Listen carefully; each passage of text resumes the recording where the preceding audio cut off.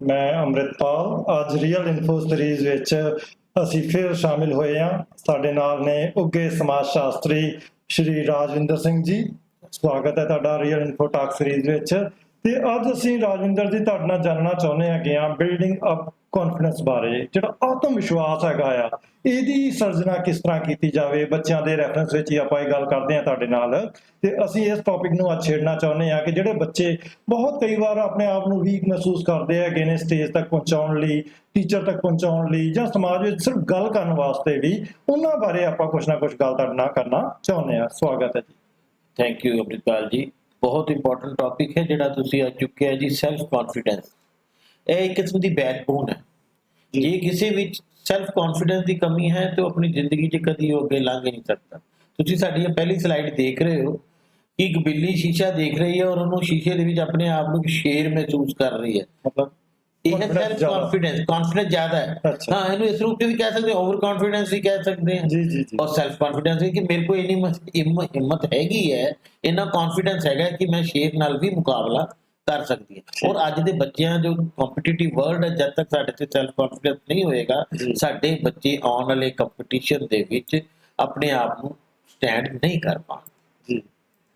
ਤੇ ਆ ਜਿਹੜਾ ਸੈਲਫ ਕੌਨਫੀਡੈਂਸ ਹੈਗਾ ਆ, ਕਿਤੇ ਨਾ ਕਿਤੇ ਅਸੀਂ ਵੀ ਵੇਖਿਆ ਜਿਹੜੇ ਸਾਡੇ ਸਰਕਾਰੀ ਸਕੂਲ ਦੇ ਬੱਚੇ ਹੈਗੇ ਨੇ, ਕਿਤੇ ਨਾ ਕਿਤੇ ਮੈਨੂੰ ਨਿੱਜੀ ਰੂਪ ਤੇ ਮਹਿਸੂਸ ਹੁੰਦਾ ਆ ਕਿ ਕੁਝ ਕਮੀ ਇਹਦੇ ਵਿੱਚ ਹੈਗੀ ਆ। ਇਹਦੇ ਵਿੱਚ ਵੀ ਆਪਾਂ ਉਸ ਰੈਫਰੈਂਸ ਨਾਲ ਵੀ ਅੱਜ ਗੱਲ ਕਰਨਾ ਚਾਹਾਂਗੇ ਕਿ ਕਿਸ ਤਰ੍ਹਾਂ ਉਸ ਨੂੰ ਆਪਾਂ ਕਰੀਏ। ਜਿੱਥੋਂ ਤੱਕ ਪਰਫਾਰਮੈਂਸ ਦੀ ਗੱਲ ਹੈਗੀ ਆ, ਇਹ ਹਰਦਮ ਸਵਾਲ ਆਉਂਦਾ ਹੈ ਕਿ ਜਿਉਂ-ਜਿਉਂ ਬੰਦੇ ਦਾ ਕੌਨਫੀਡੈਂਸ ਵੱਧਦਾ ਹੈਗਾ ਆ, ਉਹਦੀ ਪਰਫਾਰਮੈਂਸ ਵੀ ਵੱਧਦੀ ਆ। ਆਪਾਂ ਬੱਚਿਆਂ ਦੇ ਨਾਲ ਇਸ ਤਰ੍ਹਾਂ ਵੇਖਿਆ ਹੈਗਾ, ਕਈ ਵਾਰ ਇੱਕ ਬੱਚੇ ਨੂੰ ਹਲਕਾ ਜਿਹਾ ਕੌਨਫੀਡੈਂਸ ਦੇ ਕੇ ਵੇਖੋ ਤੇ ਅਗਲੇ ਦਿਨ ਹੀ ਉਹ 'ਚ ਇੰਪਰੂਵਮੈਂਟ ਹੁੰਦੀ ਹੈ। ਦੇਖੋ, ਤੁਸੀਂ ਦੋ ਚੀਜ਼ਾਂ ਚੁੱਕੀਆਂ ਨੇ। ਪਹਿਲੀ ਗੱਲ ਤੇ ਸਭ ਤੋਂ ਇੰਪੋਰਟੈਂਟ ਜਿਹੜਾ ਸਰਕਾਰੀ ਸਕੂਲ ਦੇ ਬੱਚਿਆਂ ਦੀ ਗੱਲ ਕੀਤੀ ਹੈ, ਇਹ ਤੁਹਾਡੀ ਬਿਲਕੁਲ ਸਹੀ ਗੱਲ ਹੈ। ਕਾਫੀ ਹੱਦ ਤੱਕ ਵੀ, ਬਿਲਕੁਲ ਤਾਂ ਨਹੀਂ ਕਹਾਂਗਾ, ਲੇਕਿਨ ਕਾਫੀ ਹੱਦ ਤੱਕ ਸਾਡੇ ਬੱਚਿਆਂ 'ਚ ਸੈਲਫ ਕੌਨਫੀਡੈਂਸ ਦੀ ਕਮੀ ਹੁੰਦੀ ਹੈ, ਜਿਸ ਕਰਕੇ ਉਹਨਾਂ ਨੂੰ ਆਉਂਦਾ ਹੋਇਆ ਜਵਾਬ ਵੀ ਉਹ ਸਾਹਮਣੇ ਨਹੀਂ ਦੇ ਸਕਦੇ। ਕਈ ਵਾਰੀ ਕੋਈ ਚੈਕਿੰਗ ਤੇ ਕੋਈ ਟੀਮ ਆਉਂਦੀ ਹੈ ਜਾਂ ਉਹਨਾਂ ਨੂੰ ਕੋਈ ਹਾਲ ਪੁੱਛਦੀ ਹੈ ਤੇ ਉਹ ਜਵਾਬ ਉਸ ਚੀਜ਼ ਦਾ, ਜਦ ਕਿ ਉਹਨਾਂ ਨੂੰ ਕਰਵਾਇਆ ਗਿਆ ਨਹੀਂ ਆ ਰਿਹਾ, ਉਹਨਾਂ ਨੂੰ ਆਉਂਦਾ ਹੈ, ਲੇਕਿਨ ਉਹਨਾਂ ਨੂੰ ਸਾਹਮਣੇ ਦੇਖ ਕੇ ਉਹ ਇੰਨੇ ਹੈਜ਼ਿਟੇਟ ਕਰਦੇ ਨੇ ਜਾਂ ਡਰ ਜਾਂਦੇ ਨੇ, ਉਹ ਜਵਾਬ ਨਹੀਂ। ਉਹਦਾ ਸਭ ਤੋਂ ਇੰਪੋਰਟੈਂਟ ਜਿਹੜਾ ਰੀਜ਼ਨ ਹੈ, ਉਹਦਾ ਕਾਰਨ ਉਹਨਾਂ ਦਾ ਪਿਛੋਕੜ ਹੈ। ਦੇਖੋ, ਜਿਹੜੀ ਬੈਕਗਰਾਉਂਡ ਤੋਂ ਸਾਡੇ ਕੋਲ ਬੱਚਿਆਂ ਦੇ ਲੋ ਇਨਕਮ ਟਾਟਾ ਗਰੁੱਪ ਚੋਂ, ਜਿਹੜੇ ਅਸੀਂ ਗਰੀਬ ਘਰਾਂ ਦੇ ਬੱਚੇ ਆਉਂਦੇ ਨੇ, ਉਹਨਾਂ ਦਾ ਪਰਿਵਾਰਕ ਬੈਕਗਰਾਉਂਡ ਬਹੁਤ ਮਾੜਾ ਹੈ। ਉਹਨਾਂ ਨੂੰ ਇੰਨਾ ਕੌਨਫੀਡੈਂਸ ਪਰਿਵਾਰ 'ਚ ਡਿਵੈਲਪ ਵੀ ਨਹੀਂ ਕੀਤਾ ਗਿਆ।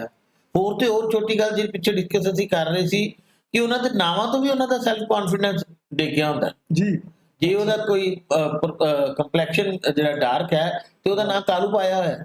ਬਹੁਤ ਮਾੜੀ ਗੱਲ ਹੈ ਵੀ ਇਸ ਤਰੀਕੇ ਦੇ ਨਾਲ ਇਹ ਇੱਕ ਛੋਟਾ ਜਿਹਾ ਰੀਜ਼ਨ ਜਿਹੜਾ ਉਹਦੀ ਪਰਸਨੈਲਿਟੀ ਜਿਹੜੀ ਹੈ ਉਹਨੂੰ ਟੋਟਲ ਡੀਗ੍ਰੇਡ ਕਰ ਦਿੰਦਾ ਹੈ, ਉਹਨੂੰ ਨੈਗੇਟਿਵਿਟੀ ਭਰ ਦਿੰਦਾ ਹੈ, ਔਰ ਉਹਨਾਂ ਦਾ ਸੈਲਫ ਕੌਨਫੀਡੈਂਸ ਜਿਹੜਾ ਉਹ ਕਿਤੇ 100 ਹੋਣਾ ਚਾਹੀਦਾ ਹੈ, ਉਹ ਡਿੱਗ ਕੇ 0% ਦੇ ਉੱਤੇ ਵੀ ਰਹਿ ਜਾਂਦਾ। ਇਹਦੇ ਵਿੱਚ ਨਾ ਆਪਾਂ ਉਹ ਗੱਲ ਕਰਨਾ ਚਾਹੁੰਦੇ ਹਾਂ, ਬਹੁਤ ਇੰਪੋਰਟੈਂਟ ਗ੍ਰਾਫ ਆ ਕਿ ਜੋ ਅਗਰ ਕਿਸੇ ਦਾ ਬਹੁਤ ਲੋ ਕੌਨਫੀਡੈਂਸ ਆ ਤੇ ਉਹਦੀ ਪਰਫਾਰਮੈਂਸ ਬਹੁਤ ਘੱਟ ਹੁੰਦੀ, ਠੀਕ ਹੈ ਨਾ। ਅਗਰ ਆਪਾਂ ਉਹਨੂੰ ਆਪਟੀਮਮ ਲੈਵਲ ਤੱਕ, ਜਿਹਨੂੰ ਆਪਾਂ ਸਹੀ ਲੈਵਲ ਕਹਿੰਦੇ ਹੈਗੇ, ਉੱਥੋਂ ਤੱਕ ਲੈ ਜਾਈਏ ਤੇ ਫਿਰ ਜ਼ਾਹਿਰ ਜੀ ਗੱਲ ਉਹਦੀ ਪਰਫਾਰਮੈਂਸ ਵੀ ਵੱਧਦੀ ਜਾਊਗੀ।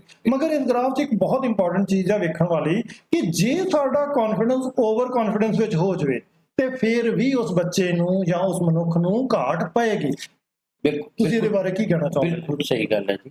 ਦੇਖੋ, ਜਿਉਂ-ਜਿਉਂ ਸਾਡਾ ਕੌਨਫੀਡੈਂਸ ਵੱਧਦਾ ਹੈ, ਉਹਦੀ ਪਰਫਾਰਮੈਂਸ ਵੱਧਦੀ ਹੈ। ਤੁਸੀਂ ਆਪਣੇ ਕਲਾਸ ਦੀ ਐਗਜ਼ਾਮਪਲ ਲੈ ਕੇ ਦੇਖੋ, ਜੇ ਬੱਚੇ ਨੂੰ ਕੋਈ ਚੀਜ਼ ਅਸੀਂ ਉਹਨੂੰ ਸਮਝਾਉਂਦੇ ਹਾਂ, ਜੇ ਉਹਦੀ ਨੌਲੇਜ 'ਚ ਵਾਧਾ ਕਰਦੇ ਹਾਂ, ਜੇ ਉਹਨੂੰ ਸਮਝ ਆ ਗਈ ਹੈ ਤੇ ਉਹ ਅੱਗੇ ਵੱਧ ਕੇ ਜਵਾਬ ਦੇਗਾ, ਉਹਦਾ ਕੌਨਫੀਡੈਂਸ ਲੈਵਲ ਵਧਣਾ ਸ਼ੁਰੂ ਹੋ ਜਾਏਗਾ।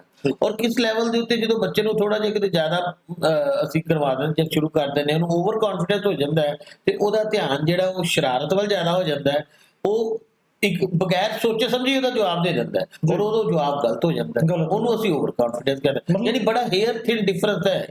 ਥੋੜੀ ਜੀ ਸੀਮਾ ਪਾਰ ਕੀਤੀ ਤੇ ਓਵਰ ਕੌਨਫੀਡੈਂਸ ਵੱਲ ਚੱਲ ਜਾ ਰਿਹਾ ਹੈ, ਤੇ ਸੀਮਾ ਤੋਂ ਉਧਰ ਹੈ ਤੇ ਉਹ ਲੋ ਕੌਨਫੀਡੈਂਸ ਦੇ ਵਿੱਚ ਹੈ। ਅਸੀਂ ਇਸ ਤਰ੍ਹਾਂ ਵੇਖਿਆ ਸਮਾਜ ਵਿੱਚ ਕਿ ਬਹੁਤ ਸਾਰੇ ਲੋਕ ਜੋ ਤਰੱਕੀ ਕਰ ਰਹੇ ਹੈਗੇ ਨੇ, ਉਹ ਜਿੰਨਾ ਚਿਰ ਆਪਟੀਮਲ ਕੌਨਫੀਡੈਂਸ ਰੱਖਦੇ ਆ ਫਿਰ ਤੇ ਉਹ ਬਹੁਤ ਤਰੱਕੀ ਕਰ ਰਹੇ ਹੁੰਦੇ ਨੇ। ਮਗਰ ਜਦੋਂ ਉਹ ਓਵਰ ਕੌਨਫੀਡੈਂਸ ਆ ਜਾਂਦੇ ਆ, ਤੁਸੀਂ ਵੇਖਿਆ ਹੋਣਾ ਬਿਜ਼ਨਸਮੈਨ ਦੇ ਨਾਲ ਇਸ ਤਰ੍ਹਾਂ ਹੋਇਆ ਹੈਗਾ ਆ। ਸਾਡੇ ਕੀ ਨਾ ਜਿੰਨੇ ਫਿਲਮੀ ਸਿਤਾਰੇ, ਕਈ ਵਾਰ ਉਹਨਾਂ ਦੀ ਲਾਈਫ 'ਚ ਇਸ ਤਰ੍ਹਾਂ ਅਸੀਂ ਵੇਖਿਆ ਹੈਗਾ ਆ ਕਿ ਉਹ ਜਦੋਂ ਓਵਰ ਕੌਨਫੀਡੈਂਸ ਆ ਗਏ ਤੇ ਉਹ ਉਹਨਾਂ ਦਾ ਸਾਰਾ ਫਿਊਚਰ ਜਿਹੜਾ ਕੈਰੀਅਰ ਸੀ ਉਹ ਜਿਹੜਾ ਹੈਗਾ ਢਲਾਨ ਵੱਲ ਚਲਾ ਗਿਆ ਹੈਗਾ। ਜਿਸ ਤਰ੍ਹਾਂ ਗ੍ਰਾਫ ਤੁਸੀਂ ਵੇਖ ਰਹੇ ਹੋ ਨਾ, ਪਹਿਲਾਂ ਵੱਧ ਰਿਹਾ ਹੈਗਾ ਆ, ਜਿਉਂ-ਜਿਉਂ ਕੌਨਫੀਡੈਂਸ ਵੱਧ ਰਿਹਾ ਹੈਗਾ, ਮਗਰ ਉਹ ਜਿਸ ਤਰ੍ਹਾਂ ਹੀ ਓਵਰ ਕੌਨਫੀਡੈਂਸ ਵਿੱਚ ਗਿਆ ਉਸ ਤਰ੍ਹਾਂ ਹੀ ਉਹਦੀ ਪਰਫਾਰਮੈਂਸ ਜਿਹੜੀ ਹੈਗੀ ਆ ਘਟ ਰਹੀ ਹੈ। ਇਹ ਇਸ ਕਰਕੇ ਬਹੁਤ ਇੰਪੋਰਟੈਂਟ ਆ ਐਜ਼ ਏ ਟੀਚਰ ਵੀ ਸਾਨੂੰ ਸਮਝਾਉਣਾ ਕਿ ਅਸੀਂ ਬੱਚੇ ਨੂੰ ਆਪਟੀਮਲ ਤੱਕ ਲੈ ਕੇ ਆਉਣਾ ਹੈ, ਨਾ ਕਿ ਉਹਨੂੰ ਓਵਰ ਕੌਨਫੀਡੈਂਸ ਦੇਣਾ ਹੈਗਾ। ਸਰ ਟੀਚਰ ਨੂੰ ਵੀ ਇਹ ਚੀਜ਼ ਬਹੁਤ ਇੰਪੋਰਟੈਂਟ ਜ਼ਰੂਰੀ ਹੈ। ਕਈ ਵਾਰੀ ਟੀਚਰ ਨੂੰ ਓਵਰ ਕੌਨਫੀਡੈਂਸ ਹੁੰਦਾ, ਮੈਨੂੰ ਤਾਂ ਬਹੁਤ ਦੇਰ ਹੋ ਗਿਆ ਤਜਰਬਾ ਹੋਗਾ ਹਾਂ, ਪੜ੍ਹਾਉਂਦੇ, ਮੈਨੂੰ ਬਹੁਤ ਹੁੰਦਾ ਆ। ਉਹ ਆਪਣੇ ਜ਼ਿਆਦਾ ਓਵਰ ਕੌਨਫੀਡੈਂਸ ਦੇ ਨਾਲ ਕਈ ਵਾਰੀ ਉਸ ਟੌਪਿਕ ਨੂੰ ਬੱਚਿਆਂ ਨੂੰ ਸਹੀ ਤਰੀਕੇ ਡਿਲੀਵਰ ਹੀ ਨਹੀਂ ਕਰ ਪਾਉਂਦਾ। ਹਾਂ, ਕਈ ਵਾਰ ਆਪਣੇ ਵੱਲੋਂ ਸੋਚਦਾ ਕਿ ਮੈਨੂੰ ਆਉਂਦਾ ਹੈ, ਲੇਕਿਨ ਹੁੰਦਾ ਹੈ ਕਿ ਇਹ ਬੱਚੇ ਦੀ ਜ਼ਰੂਰਤ ਨੂੰ ਉਹ ਸਮਝ ਨਹੀਂ ਪਾਉਂਦਾ ਔਰ ਉਹ ਓਵਰ ਕੌਨਫੀਡੈਂਸ ਕਰਕੇ ਉਹ ਟੌਪਿਕ ਨੂੰ ਸਹੀ। ਜੀ, ਕਈ ਵਾਰ ਆਪਾਂ ਕਹਿੰਦੇ ਨੇ ਕਿ ਟੀਚਰ ਨੂੰ ਤਾਂ ਆਉਂਦਾ ਹੈ, ਮਗਰ ਉਹ ਜੇ ਬੱਚਿਆਂ ਤੱਕ ਨਹੀਂ ਪਹੁੰਚਿਆ ਤੇ ਫਿਰ ਉਹਦੇ ਆਉਣ ਦਾ ਭਾਵ ਕੀ ਨਿਕਲਿਆ, ਉਹ ਮਤਲਬ ਬੱਚਿਆਂ ਤੱਕ ਤੇ ਪਹੁੰਚਣਾ ਜ਼ਰੂਰੀ ਸੀ ਨਾ। ਇਸ ਕਰਕੇ ਟੀਚਰ ਜਾਂ ਬੱਚਿਆਂ ਵਿੱਚ ਆਪਟੀਮਲ ਕੌਨਫੀਡੈਂਸ ਲੈਵਲ ਰਵੇ ਤੇ ਫਿਰ ਮੈਨੂੰ ਲੱਗਦਾ ਪਰਫਾਰਮੈਂਸ ਆਪਾਂ ਮੈਕਸਿਮਮ ਅਚੀਵ ਕਰ ਪਾਉਂਦੇ ਹੈਗੇ ਆ। ਤੇ ਇਹ ਸੈਲਫ ਕੌਨਫੀਡੈਂਸ ਕੀ ਹੋਣਾ ਚਾਹੀਦਾ ਆ? ਰੀਅਲਿਸਟਿਕ ਬਿਲੀਫ ਜੋ ਆਪਾਂ ਕਰ ਸਕਦੇ, ਨਾ ਉਹ ਤੋਂ ਜ਼ਿਆਦਾ ਨਾ ਉਹ ਤੋਂ ਘੱਟ। ਦੇਖੋ ਅਸਲ 'ਚ ਦੇਖੀਏ ਜੇ ਪੰਜਾਬੀ 'ਚ ਅਸੀਂ ਤਰਜਮਾ ਇਹਦਾ ਕਰੀਏ ਤੇ ਉਹਦਾ ਮਤਲਬ ਹੈ ਕਿ ਆਪਣੀ ਜਿਹੜੀ ਐਬਿਲਿਟੀਜ਼ ਹੈ, ਆਪਣੀ ਜਿਹੜੀ ਕੁਆਲਿਟੀ ਹੈ, ਉਹਦੇ ਬਾਰੇ ਉਹਦਾ ਨਜ਼ਰੀਆ ਜੀ, ਔਰ ਇਹ ਸਟੇਟ ਆਫ ਮਾਈਂਡ ਹੈ। ਇਹ ਕੋਈ ਅਸੀਂ ਕਹੀਏ ਕਿ ਫਿਜ਼ੀਕਲ ਫਾਰਮ ਨਹੀਂ ਹੈਗੀ, ਇਹ ਸਟੇਟ ਆਫ ਮਾਈਂਡ ਹੈ ਕਿ ਮਨ ਕੇ ਜੀਤੇ ਜੀਤ ਹੈ, ਮਨ ਕੇ ਹਾਰੇ ਹਾਰ। ਠੀਕ ਹੈ। ਜੇ ਸਾਡਾ ਮਨ ਅਸੀਂ ਜਿੱਤ ਲਿਆ, ਜੇ ਅਸੀਂ ਇਹ ਕਹਿ ਸਕਦੇ ਹਾਂ ਕਿ ਅਸੀਂ ਆਪਣੇ ਆਪ 'ਚ ਇੰਨੇ ਮਜ਼ਬੂਤ ਆ ਕਿ ਸਾਨੂੰ ਕੌਨਫੀਡੈਂਸ, ਸਾਨੂੰ ਸਾਡੀ ਐਬਿਲਿਟੀ ਤੇ ਵਿਸ਼ਵਾਸ ਹੈ ਕਿ ਅਸੀਂ ਇਹ ਕੰਮ ਕਰ ਸਕਦੇ ਹਾਂ, ਤੇ ਉਹ ਸੈਲਫ ਕੌਨਫੀਡੈਂਸ ਹੈ। ਔਰ ਦੂਸਰੇ ਲਫ਼ਜ਼ਾਂ 'ਚ ਕਹੀਏ, it is your honest and personal valuation of your ability. ਤੁਹਾਨੂੰ ਤੁਹਾਡੀ ਆਪਣੀ ability, ਕਿ ਅਸੀਂ ਆਪਣੀ ਐਬਿਲਿਟੀਜ਼ ਦੀ ਓਨੈਸਟਲੀ ਇਵੈਲੂਏਟ ਕਰਦੇ ਹਾਂ ਕਿ ਮੇਰੇ ਕੋਲ ਇਹ ਸ਼ਮਤਾ ਹੈਗੀ ਹੈ ਕਿ ਮੈਂ ਕੰਮ ਨੂੰ ਕਰ ਸਕਦਾ। ਪਰ ਅਗਲੀ ਲਾਈਨ ਜ਼ਿਆਦਾ ਇੰਪੋਰਟੈਂਟ ਜੇ, not what you project to others. ਕਈ ਵਾਰ ਆਪਾਂ ਸੋਸ਼ਲ ਮੀਡੀਆ ਤੇ ਕੁਝ ਹੋਰ ਹੀ ਦਿਖਾ ਰਹੇ ਹੁੰਦੇ ਆ, ਜਾਂ ਆਪਾਂ ਦੂਸਰਿਆਂ ਨੂੰ ਹੋਰ ਹੀ ਕੁਝ ਸਾਬਿਤ ਕਰ ਰਹੇ ਹੁੰਦੇ ਆ ਆਪਣੀ ਐਬਿਲਿਟੀ ਤੋਂ ਵਧਾ ਕੇ। ਉਹ ਵੀ ਕਿਤੇ ਨਾ ਕਿਤੇ ਫਿਰ ਸੈਲਫ ਕੌਨਫੀਡੈਂਸ ਵਿੱਚ ਨਹੀਂ ਆਉਂਦਾ, ਉਹਦੇ ਵਿੱਚ ਆਪਾਂ ਕਿਤੇ ਗਲਤੀ ਕਰ ਰਹੇ ਹੁੰਦੇ। ਉਹ ਓਵਰ ਕੌਨਫੀਡੈਂਸ ਬਣ ਜਾਂਦਾ। ਕਹਿੰਦਾ ਜਦੋਂ ਅਸੀਂ ਜੋ ਹੁੰਦੇ ਆ ਉਹ ਨਹੀਂ ਦੱਸਦੇ, ਬਲਕਿ ਜੋ ਨਹੀਂ ਹੁੰਦੇ ਉਹ ਦੱਸਣ ਦੀ ਕੋਸ਼ਿਸ਼ ਕਰਦੇ ਆ, ਉਹ ਓਵਰ ਕੌਨਫੀਡੈਂਸ ਹੋ ਗਿਆ ਜੀ। ਓਵਰ ਕੌਨਫੀਡੈਂਸ ਦੇ ਵਿੱਚ ਸਾਡੇ ਸਾਹਮਣੇ ਆ। ਤੇ ਹਾਊ ਸੈਲਫ ਕੌਨਫੀਡੈਂਸ ਹੈਲਪ, ਇਹਦੇ ਵਿੱਚ ਹੁਣ ਕਿਤੇ ਨਾ ਕਿਤੇ ਹੈਗਾ ਆ ਕਿ ਜੇ ਬੱਚੇ ਨੇ ਐਗਜ਼ਾਮੀਨੇਸ਼ਨ ਸਕਸੈਸ ਲੈਣੀ ਆ ਤੇ ਬਿਨਾ ਕੌਨਫੀਡੈਂਸ ਦੇ ਤੇ ਨਹੀਂ ਉਹ ਪਾਸ ਹੋ ਸਕਦਾ ਨਾ। ਠੀਕ ਹੈ ਨਾ। ਮੋਟੀਵੇਸ਼ਨ ਲੈਵਲ ਜਿਹੜਾ ਹੈਗਾ ਆ ਉਹਦਾ ਇਨਕਰੀਜ਼ ਹੋਵੇਗਾ ਤੇ ਉਹ ਸੈਲਫ ਕੌਨਫੀਡੈਂਸ ਹੋਏਗਾ, ਤੇ ਫਿਰ ਉਹ ਐਗਜ਼ਾਮ ਵਿੱਚ ਜਾਂ ਕਿਸੇ ਵੀ ਮਤਲਬ ਜ਼ਿੰਦਗੀ ਦਾ ਹੀ ਲੈਣਾ ਹੋਣਾ ਤਰਜਮਾ ਕਿ ਉਹਦੇ ਵਿੱਚ ਉਹ ਕਿਤੇ ਨਾ ਕਿਤੇ ਤਰੱਕੀ ਕਰ ਸਕੇਗਾ। ਸਰ ਸੈਲਫ ਕੌਨਫੀਡੈਂਸ ਜਿੰਦਾ ਬੱਚੇ ਤੋਂ ਲੈ ਕੇ ਜਦ ਤੱਕ ਆਦਮੀ ਜਿੰਦਾ ਹੈ ਜੀ, ਤਦ ਤੱਕ ਉਹਦੀ ਜ਼ਿੰਦਗੀ ਦਾ ਅਨਿੱਖੜਵਾਂ ਹਿੱਸਾ ਹੈ।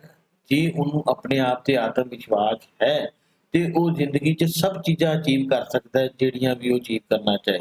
ਔਰ ਜੇ ਇਹਦੇ ਵਿੱਚ ਕਿਤੇ ਸੈਲਫ ਕੌਨਫੀਡੈਂਸ ਦੀ ਕਮੀ ਰਹਿ ਜਾਂਦੀ ਹੈ ਤੇ ਉਹ ਆਪਣੀ ਜ਼ਿੰਦਗੀ 'ਚ ਕੁਝ ਵੀ ਕਰਨ 'ਚ ਨਾਕਾਮ। ਹੁਣ ਇਹਦੇ ਵਿੱਚ ਨੈਗੇਟਿਵ ਥਾਟਸ ਬਾਰੇ ਵੀ ਕਿਹਾ ਕਿ ਕਿਤੇ ਨਾ ਕਿਤੇ ਸਾਨੂੰ ਬੱਚੇ ਨੂੰ ਉਹਨਾਂ ਨੈਗੇਟਿਵ ਥਾਟਸ ਤੋਂ ਕਿ ਆਪਾਂ ਇਹ ਕਰ ਨਹੀਂ ਸਕਦੇ, ਸਿਰਫ ਇਸ ਵਿਚਾਰ ਤੋਂ ਪਰੇ ਕਰਨ ਦੀ ਲੋੜ ਹੁੰਦੀ ਆ। ਅਗਰ ਆਪਾਂ ਉਹ ਕਰਦੇ ਆ ਤੇ ਕੌਨਫੀਡੈਂਸ ਬਣਦਾ ਹੈਗਾ, ਕੌਨਫੀਡੈਂਸ ਬਣਦਾ ਆ ਤੇ ਉਹਦੀ ਸਕਸੈਸ ਹੁੰਦੀ ਹੈ। ਨਿਸ਼ਚਿਤ ਹੈ, ਬਿਲਕੁਲ 100%।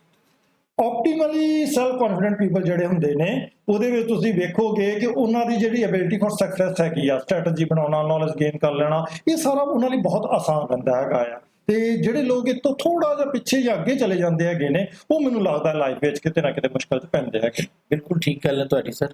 ਦੇਖੋ ਤਿੰਨ ਚੀਜ਼ਾਂ ਨੂੰ ਮੈਂ ਲੈ ਕੇ ਚੱਲਦਾ, ਟਾਈਮ ਜੀ, ਐਕਸਪੀਰੀਅੰਸ ਤੇ ਨੌਲੇਜ। ਠੀਕ ਹੈ ਤਿੰਨ ਚੀਜ਼ਾਂ ਬਹੁਤ ਜ਼ਰੂਰੀ ਨੇ। ਕਹਿੰਦੇ ਨੇ ਨਾ ਸਮਾਂ ਸਿਖਾਉਂਦਾ ਹੈ। ਜੀ, time is a great teacher, time is a great healer.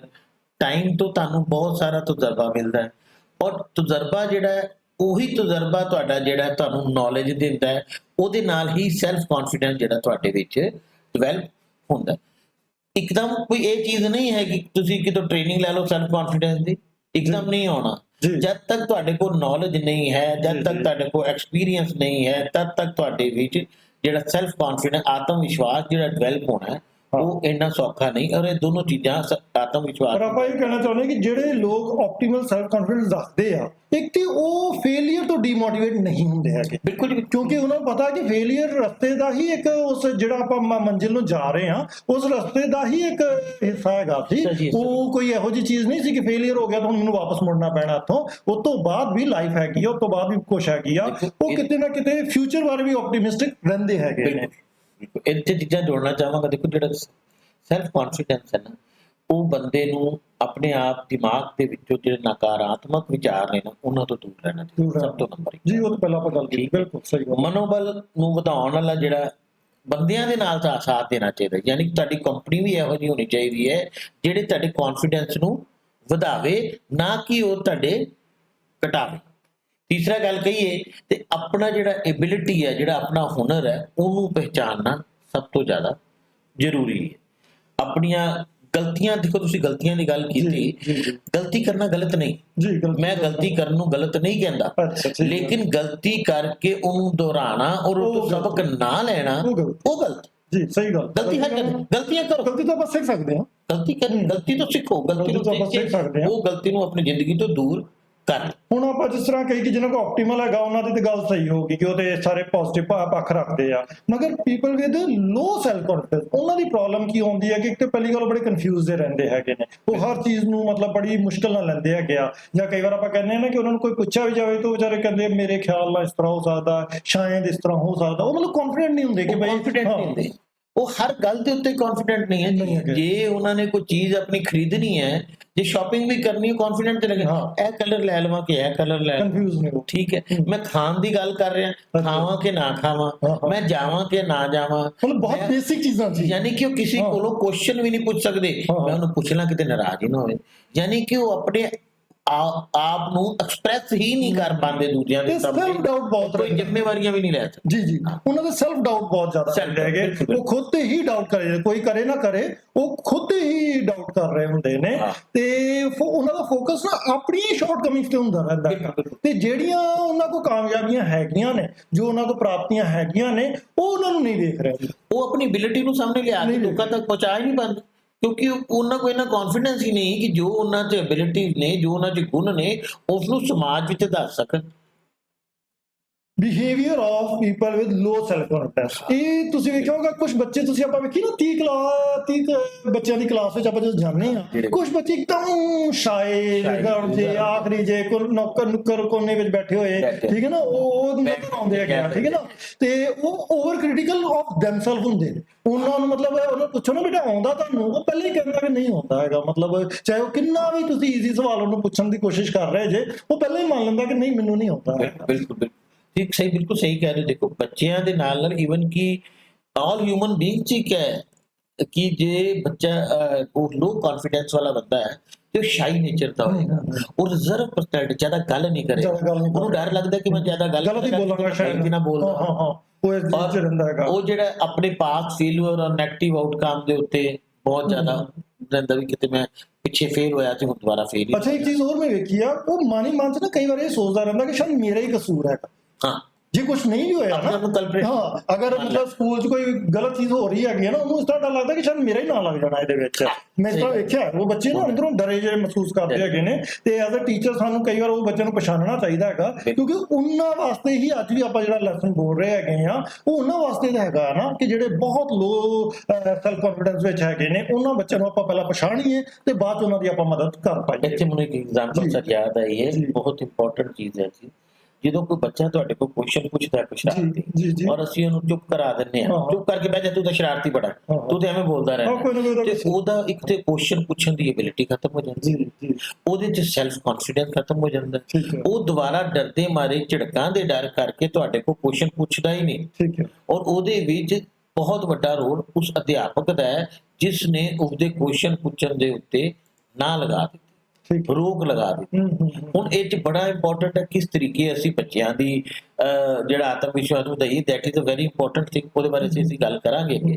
ਔਰ ਇਹ ਸਭ ਤੋਂ ਇੰਪੋਰਟੈਂਟ, ਪਰ ਉਸ ਬੱਚੇ ਦੀ ਆਪਾਂ ਬਾਰ-ਬਾਰ ਕਰ ਰਹੇ ਹਾਂ ਕਿ ਉਹ ਫਿਊਚਰ ਬਾਰੇ ਬੜਾ ਹੀ ਮਤਲਬ ਉਹਦਾ ਮਨ 'ਚ ਡਰ ਰਹਿੰਦਾ, ਚਿੰਤਾ ਰਹਿੰਦੀ ਹੈ। ਤੁਸੀਂ ਮੈਨੂੰ ਪੁੱਛੋਗੇ ਵੀ ਤਾਂ ਕੁਝ ਨਹੀਂ ਦੱਸ ਪਾਉਂਦਾ ਹੈਗਾ ਤੁਹਾਨੂੰ ਕਿ ਮੈਂ ਕੀ ਕਰਨਾ, ਕੀ ਬਣਨਾ, ਪਤਾ ਨਹੀਂ ਸਰ ਕੀ ਬਣਨਾ। ਹਾਂ, ਮਤਲਬ ਉਸ ਬਾਰੇ ਕੁਝ ਵੀ ਸ਼ੋਰ ਨਹੀਂ ਹੈਗਾ ਉਹਦੇ ਬਾਰੇ। ਕਿਉਂਕਿ ਉਹਨੂੰ ਚਿੰਤਾ ਆ ਜਾਂ ਉਹ ਡਰਿਆ ਹੋਇਆ ਆਪਣੇ ਫਿਊਚਰ ਬਾਰੇ, ਉਹ ਕੁਝ ਨਹੀਂ ਕਰਨਾ ਚਾਹੁੰਦਾ ਹੈਗਾ। ਤੇ ਇਹ ਬੜੀ ਵੱਡੀ ਸਮੱਸਿਆ ਹੈਗੀ ਹੈ ਕਿਸ ਤਰ੍ਹਾਂ ਦੇ ਬੱਚੇ ਨੂੰ ਆਪਾਂ ਪਛਾਣੀਏ। ਅੱਛਾ, ਇੱਕ ਹੋਰ ਮੈਂ ਪੁਆਇੰਟ ਕਰਨਾ ਚਾਹੁੰਦਾ, ਇਹ ਮੈਂ ਥੋੜਾ ਵੱਡਿਆਂ ਬਾਰੇ ਕਹਿਣਾ ਚਾਹੁੰਦਾ, ਕੀਨ ਟੂ ਪਲੀਜ਼ ਅਦਰ। ਇਹੋ ਜਿਹੇ ਲੋਕ ਕਈ ਵਾਰ ਨਾ ਦੂਸਰਿਆਂ ਨੂੰ ਖੁਸ਼ ਕਰਨ 'ਚ ਲੱਗੇ ਰਹਿੰਦੇ ਹੈਗੇ।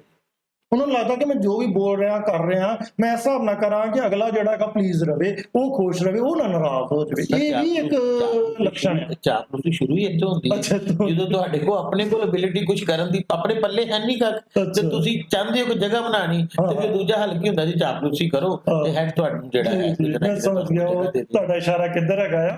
ਪਰ ਚਲੋ ਆਪਾਂ ਮਤਲਬ ਇਹ ਵੱਡੇ ਜਦੋਂ ਬੱਚੇ, ਮਤਲਬ ਇਹੋ ਬੱਚੇ ਜਦੋਂ ਵੱਡੇ ਬਣ ਜਾਂਦੇ ਨਾ, ਉਦੋਂ ਇਹ ਸਮੱਸਿਆ ਹੋ ਜਾਂਦੀ ਹੈ। ਮਗਰ ਇਸ ਚੀਜ਼ ਤੋਂ ਵੀ ਬਚਣਾ ਚਾਹੀਦਾ ਹੈਗਾ। ਅੱਛਾ, ਉਹ ਸੋਸ਼ਲਾਈਜੇਸ਼ਨ, ਨਵੇਂ ਲੋਕਾਂ ਨਾਲ ਮਿਲਣਾ, ਇਹ ਵੀ ਉਹਨਾਂ ਲਈ ਪ੍ਰੋਬਲਮ ਹੈਗੀ। ਉਹਨਾਂ ਨੂੰ ਆਖੀਏ ਨਾ ਕਿ ਆਪਾਂ ਨਵੇਂ ਲੋਕਾਂ ਨਾਲ ਮਿਲਦੇ ਹੈਗੇ ਆ, ਜਾਂ ਈਵਨ ਉਹ ਬੱਚਾ ਜਿਸ ਬੱਚੇ ਨਾਲ ਬੈਠਦਾ ਹੈ ਨਾ, ਉਹ ਕੋਈ ਇੱਕ ਜਾਂ ਦੋ ਬੱਚਿਆਂ ਨਾਲ ਬੈਠ ਰਿਹਾ ਹੁੰਦਾ, ਅਗਰ ਉਹਨੂੰ ਤੁਸੀਂ ਉਠਾ ਕੇ ਦੂਸਰੇ ਤੀਸਰੇ ਚੌਥੇ ਬੱਚੇ ਨਾਲ ਬਿਠਾਓਗੇ ਨਾ, ਉਹ ਉਹਦੇ ਲਈ ਉਹੀ ਪਰੇਸ਼ਾਨੀ ਹੈਗੀ ਆ। ਉਹ ਤੁਹਾਨੂੰ ਰਿਕੁਐਸਟ ਬਾਰ-ਬਾਰ ਕਰੇਗਾ ਕਿ ਨਹੀਂ, ਮੈਨੂੰ ਦੁਬਾਰਾ ਉੱਥੇ ਪਹੁੰਚਾ ਦਿੱਤਾ ਜਾਵੇ, ਮੈਨੂੰ ਮਤਲਬ ਇਸ ਸੀਟ ਤੋਂ ਨਾ ਚੇਂਜ ਕੀਤਾ ਜਾਵੇ। ਇਹ ਬੱਚੇ ਵੱਡੇ ਹੋ ਕੇ ਸਮਾਜ 'ਚ ਵੀ ਆਪਣੇ ਆਪ ਨੂੰ ਇੰਨੀ ਜਲਦੀ ਐਡਜਸਟ ਨਹੀਂ ਕਰ ਪਾਉਂਦੇ, ਕਿਉਂਕਿ ਆਪਣੀ ਨੇਚਰ ਕਰਕੇ ਉਹ ਲੋਕਾਂ 'ਚ ਘੁਲ ਮਿਲ ਨਹੀਂ ਪਾਉਂਦੇ, ਆਪਣੀ ਨੇਚਰ ਕਰਕੇ ਲੋਕਾਂ ਕੋਲੋਂ ਮਜ਼ਾਕ ਦਾ, ਹਾਸੇ ਦਾ ਪਾਤਰ ਬਣਦੇ ਨੇ। ਅੱਛਾ, ਹੁਣ ਆਪਾਂ ਇਹਨਾਂ ਦੇ ਕਾਰਨ ਬਾਰੇ ਵੀ ਥੋੜਾ ਗੱਲ ਕਰੀਏ ਕਿ ਰੀਜ਼ਨ ਕੀ ਹੈਗੇ ਨੇ।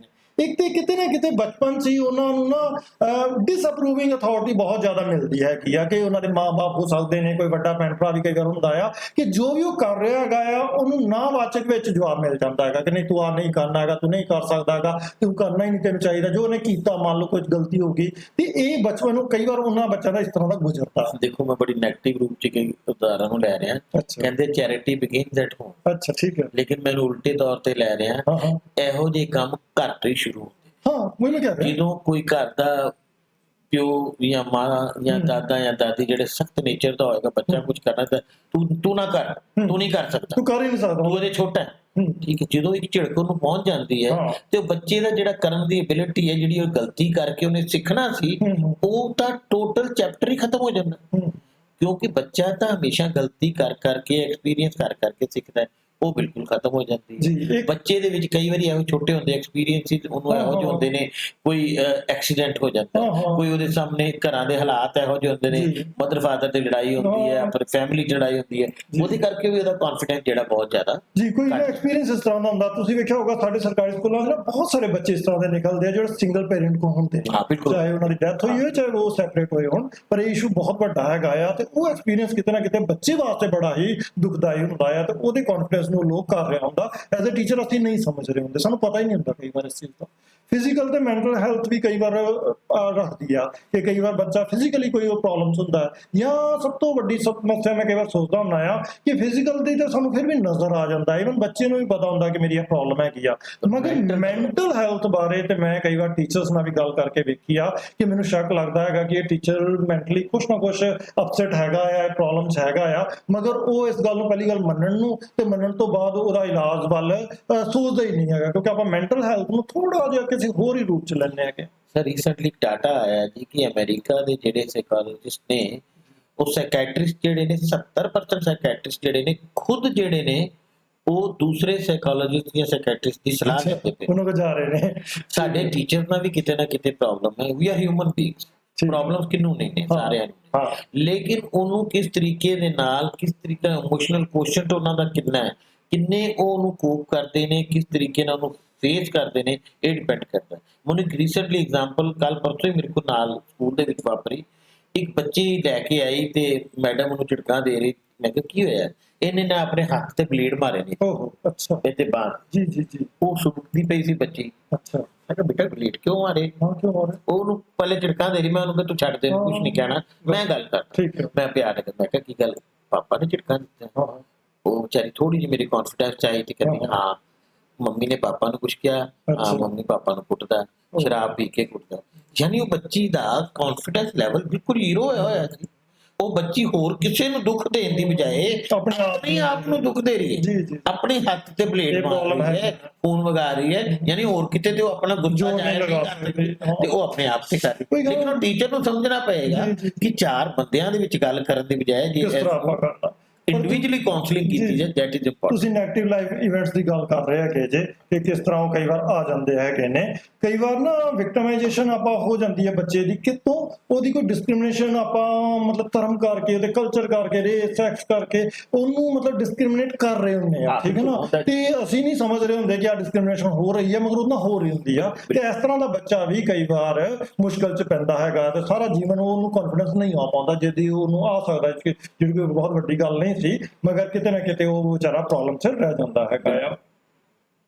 ਤੇ ਰੀਜ਼ਨ ਆਪਾਂ ਫਿਰ ਬਾਰ-ਬਾਰ ਕਹਿ ਰਹੇ ਹਾਂ ਕਿ ਹੁਣ ਇਹਦੇ 'ਚ ਕਈ ਵਾਰ ਸਾਡੀ ਨਾ ਅਕੈਡਮਿਕ ਅਚੀਵਮੈਂਟ ਸ਼ੁਰੂ ਤੋਂ ਬੱਚੇ ਦੀ ਜਦੋਂ ਕਮਜ਼ੋਰ ਚੱਲਦੀ ਆ, ਬੱਚੇ ਨੂੰ ਇਸ ਤਰ੍ਹਾਂ ਲੱਗਦਾ ਕਿ ਮੈਂ ਤੇ ਇਸ ਕਲਾਸ ਵਿੱਚ ਲਾਸਟ ਹੀ ਆਉਣਾ ਹੈ, तो फिर ਉਸ ਤੋਂ ਬਾਅਦ ਉਹ ਸੋਚ ਹੀ ਨਹੀਂ ਸਕਦਾ ਕਿ ਮੈਂ ਵੀ ਸਕਸੈਸ ਲੈ ਉਹਦਾ ਸਕਦਾ ਹੈਗਾ, self-confidence ਠੀਕ ਹੈ ਨਾ। ਬਿਲਕੁਲ। ਉਹ ਆਪਣਾ ਬਲੀਫ ਸਿਸਟਮ ਬਣਾ ਲੈਂਦਾ ਹੈਗਾ ਕਿ ਬਈ ਮੈਂ ਇਸ ਤਰ੍ਹਾਂ ਹੀ ਹੈਗਾ ਆ, ਮੈਂ ਕਮਜ਼ੋਰ ਆ, ਮੈਂ ਪੜ੍ਹਾਈ ਵੀ ਚੰਗੀ ਨਹੀਂ ਕਰਦਾ, ਮੈਂ ਖੇਡਦਾ ਵੀ ਚੰਗਾ ਨਹੀਂ ਆ, ਮੈਨੂੰ ਬੋਲਣਾ ਵੀ ਨਹੀਂ ਆਉਂਦਾ ਹੈਗਾ, ਮਤਲਬ ਉਹ ਸਾਰੀਆਂ ਨੈਗੇਟਿਵ ਚੀਜ਼ਾਂ ਆਪਣੇ ਵਿੱਚ ਸੋਚ ਲੈਂਦਾ ਸਰ ਹੈਗਾ। ਤੁਸੀਂ ਫਿਲਮ ਦੇਖੀ ਹੋਏਗੀ ਤਾਰੇ ਜ਼ਮੀਨ ਪਰ। ਠੀਕ ਹੈ, ਹਾਂਜੀ ਤਾਰੇ ਜ਼ਮੀਨ 'ਚ ਬਹੁਤ ਅੱਛੇ ਤਰੀਕੇ ਦੇ ਬਹੁਤ ਨਾਲ ਵਧੀਆ। ਡਾਇਰੈਕਟ ਕੀਤੀ ਗਈ ਆਮਿਰ ਖਾਨ ਦੁਆਰਾ। ਜੀ ਜੀ ਜੀ ਉਹਨੂੰ ਮੈਂ ਕਹਿੰਦਾ ਹਰ ਟੀਚਰ ਨੂੰ ਦੇਖਣਾ ਦੇਖਣਾ ਚਾਹੀਦਾ ਹੈ, ਚਾਹੀਦਾ। ਹਰ ਪੇਰੈਂਟਸ ਨੂੰ ਦੇਖਣਾ ਚਾਹੀਦਾ ਹੈ ਕਿ ਕਿਸ ਤਰੀਕੇ ਅਸੀਂ ਝਿੜਕਾਂ ਦੇ ਕੇ ਬੱਚੇ ਦਾ ਸੈਲਫ ਕੌਨਫੀਡੈਂਸ ਜਿਹੜਾ ਹੈ ਉਹ ਖਤਮ ਕਰ ਰਹੇ ਹਾਂ।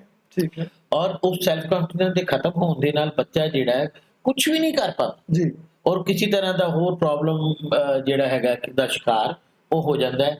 ਹਰ ਪਾਸਿਓਂ ਜਿੱਥੇ ਕਿਤੇ ਉਹ ਡਿਵੈਲਪ ਹੁੰਦਾ ਪਿਆ ਉਹ ਨੈਗੇਟਿਵ ਜਾਣਾ ਸ਼ੁਰੂ ਹੋ ਇਹਦੇ ਵਿੱਚ ਜਾਂਦਾ। ਮੈਂ ਨਾ ਸੁਸਾਇਟੀ ਤੇ ਖਾਸ ਕਰਕੇ ਸੋਸ਼ਲ ਮੀਡੀਆ ਦੀ ਵੀ ਗੱਲ ਕਰਨਾ ਚਾਹੁੰਦਾ। ਸੋਸ਼ਲ ਮੀਡੀਆ ਵਿੱਚ ਜਿਸ ਤਰ੍ਹਾਂ ਲੋਕੀ ਆਪਣੇ ਆਪ ਨੂੰ ਪ੍ਰੈਜ਼ੈਂਟ ਕਰ ਰਹੇ ਆ, ਉਹ ਕਈ ਵਾਰ ਉਹਦਾ 10% ਵੀ ਨਹੀਂ ਹੁੰਦੇ ਹੈਗੇ। ਮੈਂ ਬਹੁਤ ਹਾਂਜੀ। ਸਾਰੇ ਲੋਕਾਂ ਨੂੰ ਵੇਖਿਆ ਗਿਆ, ਉਹ ਵੱਡੀਆਂ ਗੱਡੀਆਂ ਦੇ ਨਾਲ ਫੋਟੋ ਖਿਚਾ ਰਹੇ ਤੇ ਬਾਅਦ ਪਤਾ ਲੱਗਦਾ ਕਿ ਉਹ ਕਿਤੇ ਪਾਰਕਿੰਗ 'ਚ ਖਲੋਤੀ ਉਹਦੇ ਨਾਲ ਖਿਚਾ ਰਿਹਾ ਹੈਗਾ, ਠੀਕ ਹੈ ਨਾ। ਹਾਂ। ਗੱਲ ਤੇ ਕੋਈ ਗੱਲ ਨਹੀਂ, ਤੁਸੀਂ ਕਿਹਦੇ ਵੀ ਖਿਚਾ ਲਓ, ਟਰੱਕ ਨਾਲ ਖਿਚਾਓ, ਮੈਂ ਤੇ ਆਨਾ ਗੱਡੀ ਨਾਲੋਂ ਟਰੱਕ ਮਹਿੰਗਾ ਹੁੰਦਾ ਆ। ਮਗਰ ਉਹ ਕਹਿੰਦਾ ਮਤਲਬ ਕਿ ਉਹ ਜਿਹੜਾ ਉਹਨੂੰ ਵੇਖਦਾ ਹੈਗਾ ਆ, ਉਹਨੂੰ ਕਈ ਵਾਰ ਇਸ ਤਰ੍ਹਾਂ ਲੱਗਦਾ ਕਿ ਸ਼ਾਇਦ ਬਹੁਤ ਜ਼ਿਆਦਾ ਦੁਨੀਆ ਜਿਹੜੀ ਹੈਗੀ ਆ ਬਹੁਤ ਉੱਪਰ ਹੈਗੀ ਆ ਤੇ ਮੈਂ ਮੈਂ ਆ ਬਹੁਤ ਨਹੀਂ ਪਿੱਛੇ ਕਰ ਪਾ ਰਿਹਾ ਹੈਗਾ, ਠੀਕ ਹੈ ਨਾ। ਕੋਈ ਮਤਲਬ ਆਪਾਂ ਖਾਣਾ ਖਾਣ ਵੀ ਕਿਤੇ ਜਾਂਦੇ ਹੈਗੇ ਆ ਤੇ ਖਾਣਾ ਹੀ ਬਾਅਦ 'ਚ ਖਾਂਦੇ ਤੇ ਫੋਟੋਆਂ ਆਪਾਂ ਪਹਿਲਾਂ ਪਾ ਰਹੇ ਹੁੰਦੇ ਆ। ਤੇ ਉਹ ਕੁਝ ਚੀਜ਼ਾਂ ਜਿਹੜੀਆਂ ਸਾਡੇ ਲਈ ਨਾਰਮਲ ਹੋ ਸਕਦੀਆਂ, ਕੋਈ ਉਹਨੂੰ ਵੇਖ ਕੇ ਪਰੇਸ਼ਾਨ ਹੋ ਸਕਦਾ ਹੈਗਾ ਆ। ਤੇ ਇਹ ਵੀ ਇੱਕ ਸਮੱਸਿਆ ਹੈ। ਪਹਿਲਾਂ ਲੋਕੀ ਆਪਣਾ ਗਿਆਨ ਦਿਖਾਉਂਦੇ ਹੁੰਦੇ ਸੀ, ਮੈਂ ਟੀਚਰਸ ਦੀ ਜ਼ਿਆਦਾ ਗੱਲ ਕਰ ਰਿਹਾ, ਮਗਰ ਅੱਜ ਕੱਲ ਅਸੀਂ ਆਪਣੇ ਕੱਪੜੇ ਕਾਰ ਤੇ ਇਹ ਚੀਜ਼ਾਂ ਦਿਖਾਉਂਦੇ ਹੈਗੇ ਆ। ਜਦੋਂ ਸਾਡੇ ਵਿੱਚ ਆ ਸਮਝ ਘੱਟ ਹੈਗੀ ਆ ਤੇ ਮੈਂ ਸੋਚਦਾ ਕਿ ਬਾਕੀ ਜਿਹੜੇ ਸਮਾਜ ਵਿੱਚ ਪ੍ਰੋਫੈਸ਼ਨ ਹੈਗੇ ਉਹਨਾਂ ਬਾਰੇ ਆਪਾਂ ਕੀ ਸ਼ਿਕਾਇਤ ਕਰੀਏ ਤੇ ਬੱਚਿਆਂ ਬਾਰੇ ਆਪਾਂ ਕੀ ਸ਼ਿਕਾਇਤ ਠੀਕ ਹੈ। ਕਰੀਏ। ਦੇਖੋ ਜਿਹੜਾ ਟੀਚਰ ਉਹ ਤੁਸੀਂ ਆਪੇ ਸਮਝਦੇ ਹੋ ਇੰਟੈਲੀਜੈਂਸ਼ੀਆ ਆਫ ਦਾ ਸੋਸਾਇਟੀ ਹੈਗਾ। ਜੇ ਇੰਟੈਲੀਜੈਂਸ਼ੀਆ ਆਫ ਦਾ ਸੋਸਾਇਟੀ ਇਹੋ ਜਿਹੀ ਗੱਲ ਕਰੇਗਾ ਜਿਸ ਤਰ੍ਹਾਂ ਤੁਸੀਂ ਦੱਸ ਰਹੇ ਹੋ ਤੇ ਉਹਦਾ ਬਹੁਤ ਨੈਗੇਟਿਵ ਇਫੈਕਟ ਜਿਹੜਾ ਬੱਚਿਆਂ ਤੇ ਪੈਂਦਾ ਹੈ। ਔਰ ਅੱਜ ਦੇ ਸਮੇਂ ਦੇ ਵਿੱਚ ਜਿਹੜਾ ਸੋਸ਼ਲ ਮੀਡੀਆ ਦਾ ਜਿੰਨਾ ਜ਼ਿਆਦਾ ਪ੍ਰਸਾਰ ਹੋ ਰਿਹਾ ਬਹੁਤ ਨੋ ਡਾਊਟ ਸੋਸ਼ਲ ਮੀਡੀਆ ਦਾ ਫਾਇਦਾ ਹੈਗਾ ਹੈ, ਲੇਕਿਨ ਸੋਸ਼ਲ ਮੀਡੀਆ ਦਾ ਨੈਗੇਟਿਵ ਬਹੁਤ ਜ਼ਿਆਦਾ ਇਹ ਚੀਜ਼ ਹੋ ਰਹੀ ਹੈ। ਮੈਂ ਓਵਰ ਕੌਨਫੀਡੈਂਸ ਦੀ ਵੀ ਗੱਲ ਕਰਨਾ ਚਾਹੁੰਦਾ ਕਿਉਂਕਿ ਕਿਤੇ ਨਾ ਕਿਤੇ ਜਿੱਥੇ ਲੋ ਕੌਨਫੀਡੈਂਸ ਖਤਰਨਾਕ ਆ, ਮੈਂ ਬਹੁਤ ਜ਼ਿਆਦਾ ਲੋਕਾਂ ਨੂੰ ਅਨਸਕਸੈਸਫੁਲ ਹੁੰਦੇ ਵੇਖਿਆ ਹੈਗਾ ਆ ਓਵਰ ਕੌਨਫੀਡੈਂਸ ਕਰਕੇ। ਇਸ ਕਰਕੇ ਮੈਂ ਉਹਨੂੰ ਇੰਨਾ ਇਕਲੀ ਇੰਪੋਰਟੈਂਟ ਮੰਨਦਾ ਹੈਗਾ ਕਿ ਕੁਝ ਬੱਚੇ ਇਸ ਤਰ੍ਹਾਂ ਦੇ ਹੁੰਦੇ ਆ। ਮੈਂ ਕਈ ਵਾਰ ਨਾ ਇੱਕ ਸਿੰਪਲ ਜਿਹਾ ਐਗਜ਼ਾਮਪਲ ਲੈਂਦਾ ਹੈਗਾ ਆ ਕਿ ਕਈ ਵਾਰ ਕੋਈ ਬੱਚਾ ਤੁਰਿਆ ਜਾ ਰਿਹਾ ਹੋਵੇ ਨਾ ਬਹੁਤ ਸਲੋ ਜਾਂ ਡਲ ਜਿਹਾ, ਤੇ ਮੈਂ ਉਹਨੂੰ ਇੱਕਦਮ ਮੋਟੀਵੇਟ ਕਰਦਾ ਚੱਲ ਤੇਜ਼ੀ ਨਾਲ ਚੱਲ, ਠੀਕ ਹੈ ਨਾ, ਕਿਉਂਕਿ ਬਹੁਤ ਸਲੋ ਹੈਗਾ। ਤੇ ਉਲਟਾ ਵੀ ਕਈ ਵਾਰ ਹੋ ਗਿਆ, ਕਿਸ ਤਰ੍ਹਾਂ ਭਲਾ ਕੋਈ ਬਹੁਤ ਤੇਜ਼ੀ ਨਾਲ ਜਾ ਰਿਹਾ ਹੈਗਾ, ਉਹਨੂੰ ਆਪਾਂ ਉਹਨੂੰ ਥੋੜਾ ਹਿਲਾਉਣਾ ਪੈਂਦਾ, ਰੁਕਣਾ ਪੈਂਦਾ ਕਿ ਥੋੜਾ ਸਲੋ ਚੱਲ ਬੱਚਾ, ਡਿੱਗ ਪਏਗਾ। ਤੇ ਉਹ ਚੀਜ਼ ਮੈਂ ਕੌਨਫੀਡੈਂਸ ਵਿੱਚ ਵੇਖਣਾ ਹੈਗਾ ਆ ਕਿ ਕੁਝ ਲੋਕ ਇੰਨੇ ਜ਼ਿਆਦਾ ਕੌਨਫੀਡੈਂਟ ਹੁੰਦੇ ਨੇ ਕਿ ਉਹ ਓਵਰ ਕੌਨਫੀਡੈਂਸ 'ਚ ਆ ਰਹੇ ਹੁੰਦੇ ਨੇ ਤੇ ਕਿਤੇ ਨਾ ਕਿਤੇ ਉਹ ਗਲਤੀ ਕਰ ਰਹੇ ਹੁੰਦੇ ਆ, ਉਹ ਓਵਰ ਐਸਟੀਮੇਟ ਕਰ ਰਹੇ ਹੁੰਦੇ ਕਿਹਨੂੰ, ਆਪਣੀ ਐਬਿਲਿਟੀਜ਼ ਨੂੰ। ਤੇ ਜਿਹੜੇ ਚੈਲੰਜ ਉਹਨਾਂ ਦੇ ਸਾਹਮਣੇ ਆ ਸਕਦੇ ਨੇ ਜਾਂ ਆਉਣੇ ਹੁੰਦੇ ਨੇ, ਉਹ ਉਹਨਾਂ ਨੂੰ ਵੇਖ ਹੀ ਨਹੀਂ ਰਹੇ ਹੁੰਦੇ। ਜਦੋਂ ਆਪਾਂ ਵੇਖਿਆ ਹੀ ਨਹੀਂ ਉਹਨਾਂ ਨੂੰ ਤੇ ਜਦੋਂ ਉਹ ਆ ਜਾਣਗੇ ਤੇ ਫਿਰ ਆਪਾਂ ਸਕਸੈਸਫੁਲ ਨਹੀਂ ਹੋ ਪਾਵਾਂਗੇ। ਸਰ ਛੋਟੇ ਹੁੰਦੇ ਤੇ ਦੋ ਕਹਾਣੀਆਂ ਪੜ੍ਹਾਉਂਦੇ ਹੁੰਦੇ ਸਾਂ, ਉਹਨਾਂ ਦੀ ਕਹਾਣੀ ਤੁਹਾਨੂੰ ਯਾਦ ਹੋਏਗੀ, ਕੱਛੂ ਕੰਮਾਂ ਤੇ ਖਰਗੋਸ਼। ਅੱਛਾ। ਖਰਗੋਸ਼ ਆਪਣੇ ਓਵਰ ਕੌਨਫੀਡੈਂਸ ਕਰਕੇ ਮਾਰ ਖਾ ਕੇ ਰੇਸ ਹਾਰ ਗਿਆ ਔਰ ਕੱਛੂ ਕੰਮਾ ਜਿਹੜਾ ਹੈ ਉਹ ਆਪਣੇ ਕੌਨਫੀਡੈਂਸ ਕਰਕੇ ਰੇਸ ਜਿੱਤ ਗਿਆ। ਉਹ ਦੋਨੋਂ ਚੀਜ਼ਾਂ ਸਾਡੇ ਸਾਹਮਣੇ ਆ ਗਈਆਂ। ਇਸੇ ਤਰੀਕੇ ਦੇ ਨਾਲ ਅਸੀਂ ਕਹਿੰਦੇ ਹੁੰਦੇ ਹਾਂ ਕਿ ਜਿਹੜਾ ਜ਼ਿਆਦਾ ਤੇਜ਼ ਤੈਰਾਕ ਹੈ ਨਾ, ਜ਼ਿਆਦਾ ਐਕਸਪੀਰੀਅੰਸ ਤੈਰਾਕ ਹੈ ਤੇ ਉਹੀ ਡੁੱਬਦਾ ਹੈ। ਔਰ ਉਸੇ ਤਰੀਕੇ ਦੇ ਨਾਲ ਜਿਹੜਾ ਬਹੁਤ ਵਧੀਆ ਘੁੜਸਵਾਰ ਹੈ ਤੇ ਉਹੀ ਕਹਿੰਦਾ ਮੈਦਾਨੀ ਜੰਗ ਤੇ ਧੋਖਾ ਖਾ ਜਾਂਦਾ। ਹਾਂ, ਉਹ ਦੇਖ ਸਕਦਾ ਹੈ। ਇਹ ਚੀਜ਼ ਹੈ, ਇਹ ਹੈ ਐਗਜ਼ਾਮਪਲ ਓਵਰ ਕੌਨਫੀਡੈਂਸ ਦੀਆਂ।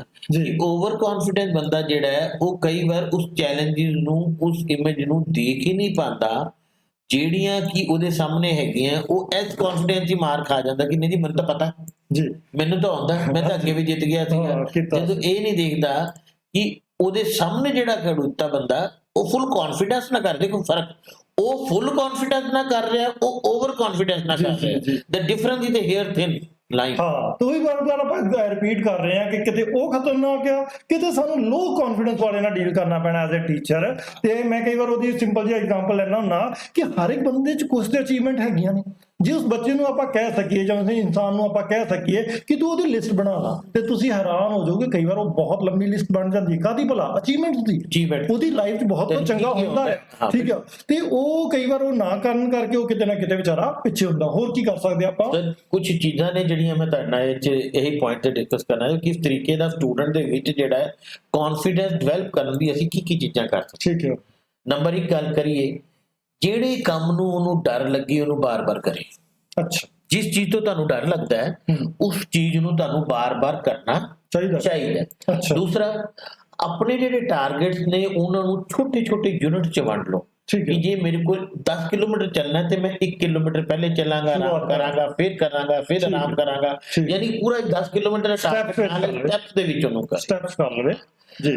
ਇਹ ਬਹੁਤ ਵੱਡਾ ਐਗਜ਼ਾਮਪਲ। ਬਿਲਕੁਲ, ਜਦੋਂ ਵੀ ਕਿਸੇ ਨਾਲ ਗੱਲ ਕਰਨੀ ਹੈ ਉਹਦੇ ਨਾਲ ਆਈ ਕੰਟੈਕਟ ਬਣਾ ਕੇ ਗੱਲ ਕਰੋ। ਠੀਕ ਹੈ it will help to increase your self confidence. ਜੀ ਜੀ ਜੀ ਔਰ ਸ਼ੁਰੂਆਤ, ਅੱਛਾ ਮੰਨ ਲਓ ਤੁਸੀਂ ਕਹਿੰਦੇ ਬਗਾਨਿਆਂ ਨਾਲ ਸ਼ੁਰੂਆਤ ਨਹੀਂ ਕਰਨੀ, ਤੁਹਾਨੂੰ ਸ਼ਰਮ ਆਉਂਦੀ ਹੈ, ਤੁਸੀਂ ਆਪਣੇ ਨਾਲ ਘਰ ਸ਼ੁਰੂਆਤ ਕਰੋ। ਅੱਛਾ ਆਪਣੇ ਨਾਲ ਵੀ ਸ਼ੁਰੂਆਤ ਨਹੀਂ ਕਰਨੀ ਤਾਂ ਉਸ ਤੋਂ ਪਹਿਲੇ ਸ਼ੀਸ਼ੇ ਦੇ ਅੱਗੇ, ਜਿਵੇਂ ਸਾਡੀ ਬਿੱਲੀ ਖਲੋ ਕੇ ਸ਼ੇਰ ਵੇਖਦੀ ਸੀ, ਤੁਸੀਂ ਸ਼ੀਸ਼ੇ ਅੱਗੇ ਖਲੋ ਕੇ ਬੋਲਣਾ ਸ਼ੁਰੂ ਕਰੋ। ਜੋ ਤੁਸੀਂ ਕਲਾਸ 'ਚ ਬੋਲਣਾ ਚਾਹੁੰਦੇ ਹੋ, ਜੋ ਤੁਸੀਂ ਕੰਟੈਸਟ 'ਚ ਬੋਲਣਾ ਚਾਹੁੰਦੇ ਹੋ, ਉਹਨੂੰ ਆਪਣੇ ਸ਼ੀਸ਼ੇ ਦੇ ਅੱਗੇ ਖਲੋ ਕੇ ਬੋਲੋ। ਤੁਹਾਨੂੰ ਆਪਣੇ ਆਪ 'ਚ ਇੱਕ ਸੈਲਫ ਕੌਨਫੀਡੈਂਸ ਡਿਵੈਲਪ ਹੋਏਗਾ। ਰਿਸਪੌਂਸਿਬਿਲਿਟੀ ਲਓ, ਜ਼ਿੰਮੇਵਾਰੀ ਲਓ ਆਪਣੇ ਉੱਤੇ, ਠੀਕ ਹੈ। ਯਾਨੀ ਛੋਟੀ ਛੋਟੀ ਜ਼ਿੰਮੇਵਾਰੀ ਹੈ। ਜੇ ਕਲਾਸ ਦੇ ਵਿੱਚ ਅਗਰ ਟੀਚਰ ਬੱਚੇ ਨੂੰ ਜ਼ਿੰਮੇਵਾਰੀ ਦੇ, ਤੇਰਾ ਕੰਮ ਇੰਨਾ ਹੀ ਹੈ, ਤੂੰ ਬਲੈਕ ਬੋਰਡ ਤੇ ਨਾ ਸਾਫ਼ ਰੱਖਣਾ ਹੈ, ਬਲੈਕ ਬੋਰਡ ਤੇ ਡੇਟ ਲਿਖ ਕੇ ਦੇਣੀ ਹੈ, ਇੱਕ ਦੀ ਜ਼ਿੰਮੇਵਾਰੀ ਦੇਤੀ, ਬੱਚੇ ਨੇ ਜ਼ਿੰਮੇਵਾਰੀ ਲੈ ਲਈ, ਉਹ ਚੀਜ਼ ਸੈਲਫ ਕੌਨਫੀਡੈਂਸ ਜਿਹੜਾ ਉਹ ਡਿਵੈਲਪ ਹੋਏਗਾ। ਔਰ ਸਭ ਤੋਂ ਇੰਪੋਰਟੈਂਟ ਚੀਜ਼, ਸੁਪਨੇ ਦੇਖੋ ਅੱਛਾ। ਪਰ ਸੁੱਤੇ ਹੋਏ ਨਹੀਂ, ਜਾਗਦੇ ਹੋਏ ਜਾਗਦੇ ਹੋਏ ਸੁਪਨੇ ਦੇਖੋ, ਠੀਕ ਹੈ, ਠੀਕ। ਸੁੱਤੇ ਸੁਪਨੇ ਨਹੀਂ ਦੇਖਣੇ। ਜੀ ਜੀ ਔਰ ਗਲਤੀਆਂ ਤੋਂ ਕਦੀ ਨਾ ਡਰੋ, ਜਿਹੜੀ ਕਿ ਮੈਂ ਤੁਹਾਨੂੰ ਪਹਿਲੇ ਵੀ ਗੱਲ, ਗਲਤੀ ਕਰੋ, ਗਲਤੀ ਕਰਨੀ ਬਣਦੀ ਹੈ, ਪਰ ਗਲਤੀ ਤੋਂ ਨਾ ਸਮਝੋ ਦੀ ਗਲਤੀ ਜਿਹੜੀ ਹੈ ਉਹ ਨਹੀਂ ਕਰਨੀ। ਗਲਤੀ ਤੋਂ ਸਮਝੋ, ਕੁਝ ਸੀਖ ਲਵੋ ਔਰ ਉਹਨੂੰ ਰਿਪੀਟ ਜਿਹੜੀ ਹੈ ਜੀ ਨਾ ਕਰੋ। ਜੀ। ਔਰ ਫੇਲ ਹੋਣ ਤੋਂ ਨਾ ਡਰੋ। ਜ਼ਿੰਦਗੀ 'ਚ ਬਹੁਤ ਵੱਡੇ ਵੱਡੇ ਸਾਇੰਟਿਸਟ, ਵੱਡੇ ਵੱਡੇ ਵਿਚਾਰਕ ਜਿਹੜੇ ਬਹੁਤ ਵਾਰ ਫੇਲ ਹੋਏ ਔਰ ਬਹੁਤ ਵਾਰ ਜ਼ਿੰਦਗੀ 'ਚ ਅਗਾਂਹ ਹੋ ਕੇ ਉਹ ਨਿਕਲੇ। ਮੈਂ ਲੱਗਦਾ ਹੈ ਕੁਝ ਪੁਆਇੰਟ ਨੇ ਇੰਪੋਰਟੈਂਟ ਜਿਹੜੇ ਬੱਚਿਆਂ ਦੇ ਵਿੱਚ ਸੈਲਫ ਕੌਨਫੀਡੈਂਸ ਨੂੰ ਵਧਾ ਸਕਦੇ। ਇਹਦੇ ਵਿੱਚ ਆਪਾਂ ਹੁਣ ਗੱਲ ਕਰ ਰਹੇ ਹਾਂ ਸਲਾਈਡ ਦੇ ਮੁਤਾਬਿਕ ਕਿ ਅਗਰ ਉਹ ਆਪਣੀ ਹੈਲਥ, ਹਾਈਜੀਨ ਤੇ ਗਰੂਮਿੰਗ ਤੇ ਥੋੜਾ ਜਿਹਾ ਧਿਆਨ ਦੇਵੇ। ਕੋਈ ਬੱਚੇ ਤੁਸੀਂ ਦੇਖਿਆ ਨਾ, ਉਹ ਬੜੇ ਡਲ ਜਿਹੇ ਵੀ ਨਜ਼ਰ ਆਉਂਦੇ ਹੈਗੇ, ਉਹਨਾਂ ਨੂੰ ਕੌਨਫੀਡੈਂਸ ਨਹੀਂ ਹੁੰਦਾ। ਅਗਰ ਉਹ ਥੋੜਾ ਜਿਹਾ ਆਪਣੇ ਆਪ ਨੂੰ ਗਰੂਮ ਵੀ ਕਰ ਲੈਣ ਤੇ ਉਹ ਕਿਤੇ ਨਾ ਕਿਤੇ, ਉਹ ਤੁਸੀਂ ਵੇਖੋਗੇ ਉਹਨਾਂ 'ਚ ਨਾ ਕੌਨਫੀਡੈਂਸ ਹੁੰਦਾ। ਵੈਸੇ ਆਪਾਂ ਕੱਪੜਿਆਂ ਦੀ ਇੰਪੋਰਟੈਂਸ ਜ਼ਿਆਦਾ ਨਹੀਂ ਦੇਣਾ ਚਾਹੁੰਦੇ, ਮਗਰ ਤੁਸੀਂ ਕੋਈ ਸ਼ੇਅਰ ਬੋਲਦੇ ਹੁੰਦੇ ਜੇ, आज का लिबास की कीमत है आदमी की नहीं, मुझे गिलास बड़े थे ਅੱਛਾ। बस कह लिए वे थे, नहीं बोलते। ਪਰ ਉਹ ਕਹਿੰਦਾ ਹੁੰਦਾ ਕਿ ਲਿਬਾਸ ਦੀ ਕੀਮਤ ਅੱਜ ਤੋਂ 300 ਸਾਲ ਪਹਿਲਾਂ ਵੀ ਸੀ, ਜਦੋਂ ਸ਼ੇਰ ਨੂੰ ਲਿਖਿਆ ਗਿਆ ਆ ਮਿਰਜ਼ਾ ਗਾਲਿਬ ਵੱਲੋਂ, ਤੇ ਅੱਜ ਵੀ ਹੈਗੀ ਆ। ਤੇ ਕਿਤੇ ਨਾ ਕਿਤੇ ਨਾ ਮੈਂ ਇਸ ਚੀਜ਼ ਦਾ ਥੋੜਾ ਕ੍ਰਿਟਿਕ ਰਿਹਾ ਕਿ ਕੱਪੜਿਆਂ ਤੋਂ ਇਨਸਾਨ ਨੂੰ ਨਾ ਪਹਿਚਾਣਿਆ ਜਾਵੇ। ਮਗਰ ਇੱਕ ਵਾਰ ਨਾ ਸਾਡਾ ਚੰਡੀਗੜ੍ਹ 'ਚ ਸੈਮੀਨਾਰ ਲੱਗਾ ਤੇ ਉਹ ਇਸ ਵਿਚਾਰ ਤੋਂ ਜਿਹੜੇ ਉੱਥੇ ਡਬਲ PhD ਕਰਕੇ ਪ੍ਰੋਫੈਸਰ ਆਏ ਸੀ, ਉਹ ਥੋੜਾ ਜਿਹਾ ਅਲੱਗ ਵਾਬਸਤਾ ਰੱਖਦੇ ਸੀ। ਉਹਨਾਂ ਨੇ ਇੱਕ ਚੀਜ਼ ਕਹੀ ਤੇ ਉਹ ਮੈਨੂੰ ਅੱਜ ਤੱਕ ਵਧੀਆ ਲੱਗੀ। ਵੈਸੇ ਕਹਿੰਦੇ ਕਿ ਟੀਚਰ ਨੂੰ ਕਲਾਸਰੂਮ 'ਚ ਉਸ ਤਰ੍ਹਾਂ ਜਾਣਾ ਚਾਹੀਦਾ। ਭਲਾ ਕਿਸ ਤਰ੍ਹਾਂ ਜਾਣਾ ਚਾਹੀਦਾ? ਉਸ ਤਰ੍ਹਾਂ ਜਾਣਾ ਚਾਹੀਦਾ ਆ ਜਿਸ ਤਰ੍ਹਾਂ ਆਪਾਂ ਸ਼ਾਦੀ 'ਚ ਜਾਂਦੇ, ਆਪਣੀ ਸ਼ਾਦੀ 'ਚ ਉਹਨਾਂ ਤਿਆਰ ਹੋ ਕੇ ਜਾਣਾ ਚਾਹੀਦਾ। ਤੇ ਮੈਂ ਬੜਾ ਹੈਰਾਨ ਹੋਇਆ ਤੇ ਪਰ ਮੈਨੂੰ ਅੱਜ ਵੀ ਉਹ ਯਾਦ ਆਉਂਦਾ ਹੈ ਕਿ ਹਾਂ, ਕਿਤੇ ਨਾ ਕਿਤੇ ਉਹ ਜਿਹੜਾ ਪੁਆਇੰਟ ਆਪਾਂ ਗਰੂਮਿੰਗ ਵਾਲਾ ਕਰ ਰਹੇ ਹਾਂ ਕਿ ਬੱਚੇ ਵਿੱਚ ਜਾਂ ਕਿਸੇ ਟੀਚਰ ਜਾਂ ਕਿਸੇ ਵੀ ਇਨਸਾਨ ਵਿੱਚ ਅਗਰ ਥੋੜੀ ਜਿਹੀ ਗਰੂਮਿੰਗ ਕੀਤੀ ਜਾਵੇ ਨਾ, ਉਹ ਥੋੜਾ ਜ਼ਿਆਦਾ ਕੌਨਫੀਡੈਂਸ ਫੀਲ ਕਰਦਾ ਹੈਗਾ। ਸਰ ਇਸੇ ਕਰਕੇ ਤੇ ਯੂਨੀਫਾਰਮ ਨੂੰ ਬਹੁਤ ਮਹੱਤਤਾ ਦਿੱਤੀ ਜਾਂਦੀ ਜੀ ਜੀ ਜੀ। ਸਕੂਲ ਦੇ ਵਿੱਚ ਸਾਡੇ ਬੱਚਿਆਂ ਦੀ ਥੋੜੀ ਜਿਹੀ ਕਿਤੇ ਕਮੀ ਰਹਿ ਜਾਂਦੀ ਹੈ, ਯੂਨੀਫਾਰਮ ਨੂੰ ਬਿਲਕੁਲ ਸਹੀ ਤਰੀਕੇ ਨਾਲ ਨਹੀਂ ਪਾਉਂਦੇ। ਲੇਕਿਨ ਯੂਨੀਫਾਰਮ ਪਾਉਣਾ, ਬੱਚਿਆਂ ਨੂੰ ਉਹਨੂੰ ਮੇਨਟੇਨ ਕਰਨਾ ਹੀ ਉਹਦੀ ਪਰਸਨੈਲਿਟੀ ਨੂੰ ਡਿਵੈਲਪ ਕਰਨ ਦਾ ਸਭ ਤੋਂ ਪਹਿਲਾ ਐਸਪੈਕਟ ਹੈ। ਠੀਕ ਇਸੇ ਤਰੀਕੇ ਦੇ ਨਾਲ ਮੈਨੂੰ ਛੋਟੀ ਜਿਹੀ ਗੱਲ ਯਾਦ ਆ ਗਈ ਹੈ, ਸ਼ਾਇਦ ਬੜੀ ਮਜ਼ੇਦਾਰ ਹੈ ਵੀ ਮਿਰਜ਼ਾ ਗਾਲਿਬ ਨੂੰ ਕਹਿੰਦੇ ਬਹਾਦਰ ਸ਼ਾਹ ਜ਼ਫਰ ਨੇ ਬੁਲਾਇਆ, ਇਨਵੀਟੇਸ਼ਨ ਦਿੱਤਾ। ਉਹ ਵਿਚਾਰਾ ਆਪਣੀ ਪੁਰਾਣੀ ਦੀ ਡਰੈਸ ਪਾ ਕੇ ਚਲੇ ਗਏ ਤੇ ਦਰਬਾਨ ਨੂੰ ਕਹਿੰਦੇ ਜੀ ਮੈਨੂੰ ਤੇ ਬਾਦਸ਼ਾਹ ਜੀ ਨੇ ਬੁਲਾਇਆ। ਦਰਬਾਨ ਕਹਿੰਦਾ ਤੈਨੂੰ ਕਿੱਥੇ ਬੁਲਾਇਆ, ਤੂੰ ਫਟਾ ਪੁਰਾਣੇ ਕੱਪੜਿਆਂ ਵਾਲਾ ਬੰਦਾ। ਵਾਪਸ ਗਏ, ਆਪਣੇ ਦੋਸਤਾਂ ਨੇ ਉਹਨਾਂ ਨੂੰ ਸ਼ੇਰਵਾਨੀ ਦਿੱਤੀ, ਸ਼ੇਰਵਾਨੀ ਪਾ ਕੇ ਗਏ ਤੇ ਉਹਨੇ ਪਹਿਚਾਨ, ਕਹਿੰਦੇ ਮੈਂ ਇਸ ਤਰ੍ਹਾਂ ਆਇਆ, ਮੈਨੂੰ ਬਾਦਸ਼ਾਹ ਨੇ ਬੁਲਾਇਆ। ਉਹਨਾਂ ਨੇ ਅੰਦਰ ਭੇਜਤਾ। ਖਾਣਾ ਸ਼ੁਰੂ ਹੋਇਆ, ਉਹਨਾਂ ਨੇ ਪਹਿਲੇ ਗਰਾਈ ਤੋੜੀ ਤੇ ਆਪਣੀ ਸ਼ੇਰਵਾਨੀ ਨੂੰ ਕਹਿੰਦੇ ਲਓ ਸ਼ੇਰਵਾਨੀ ਖਾ।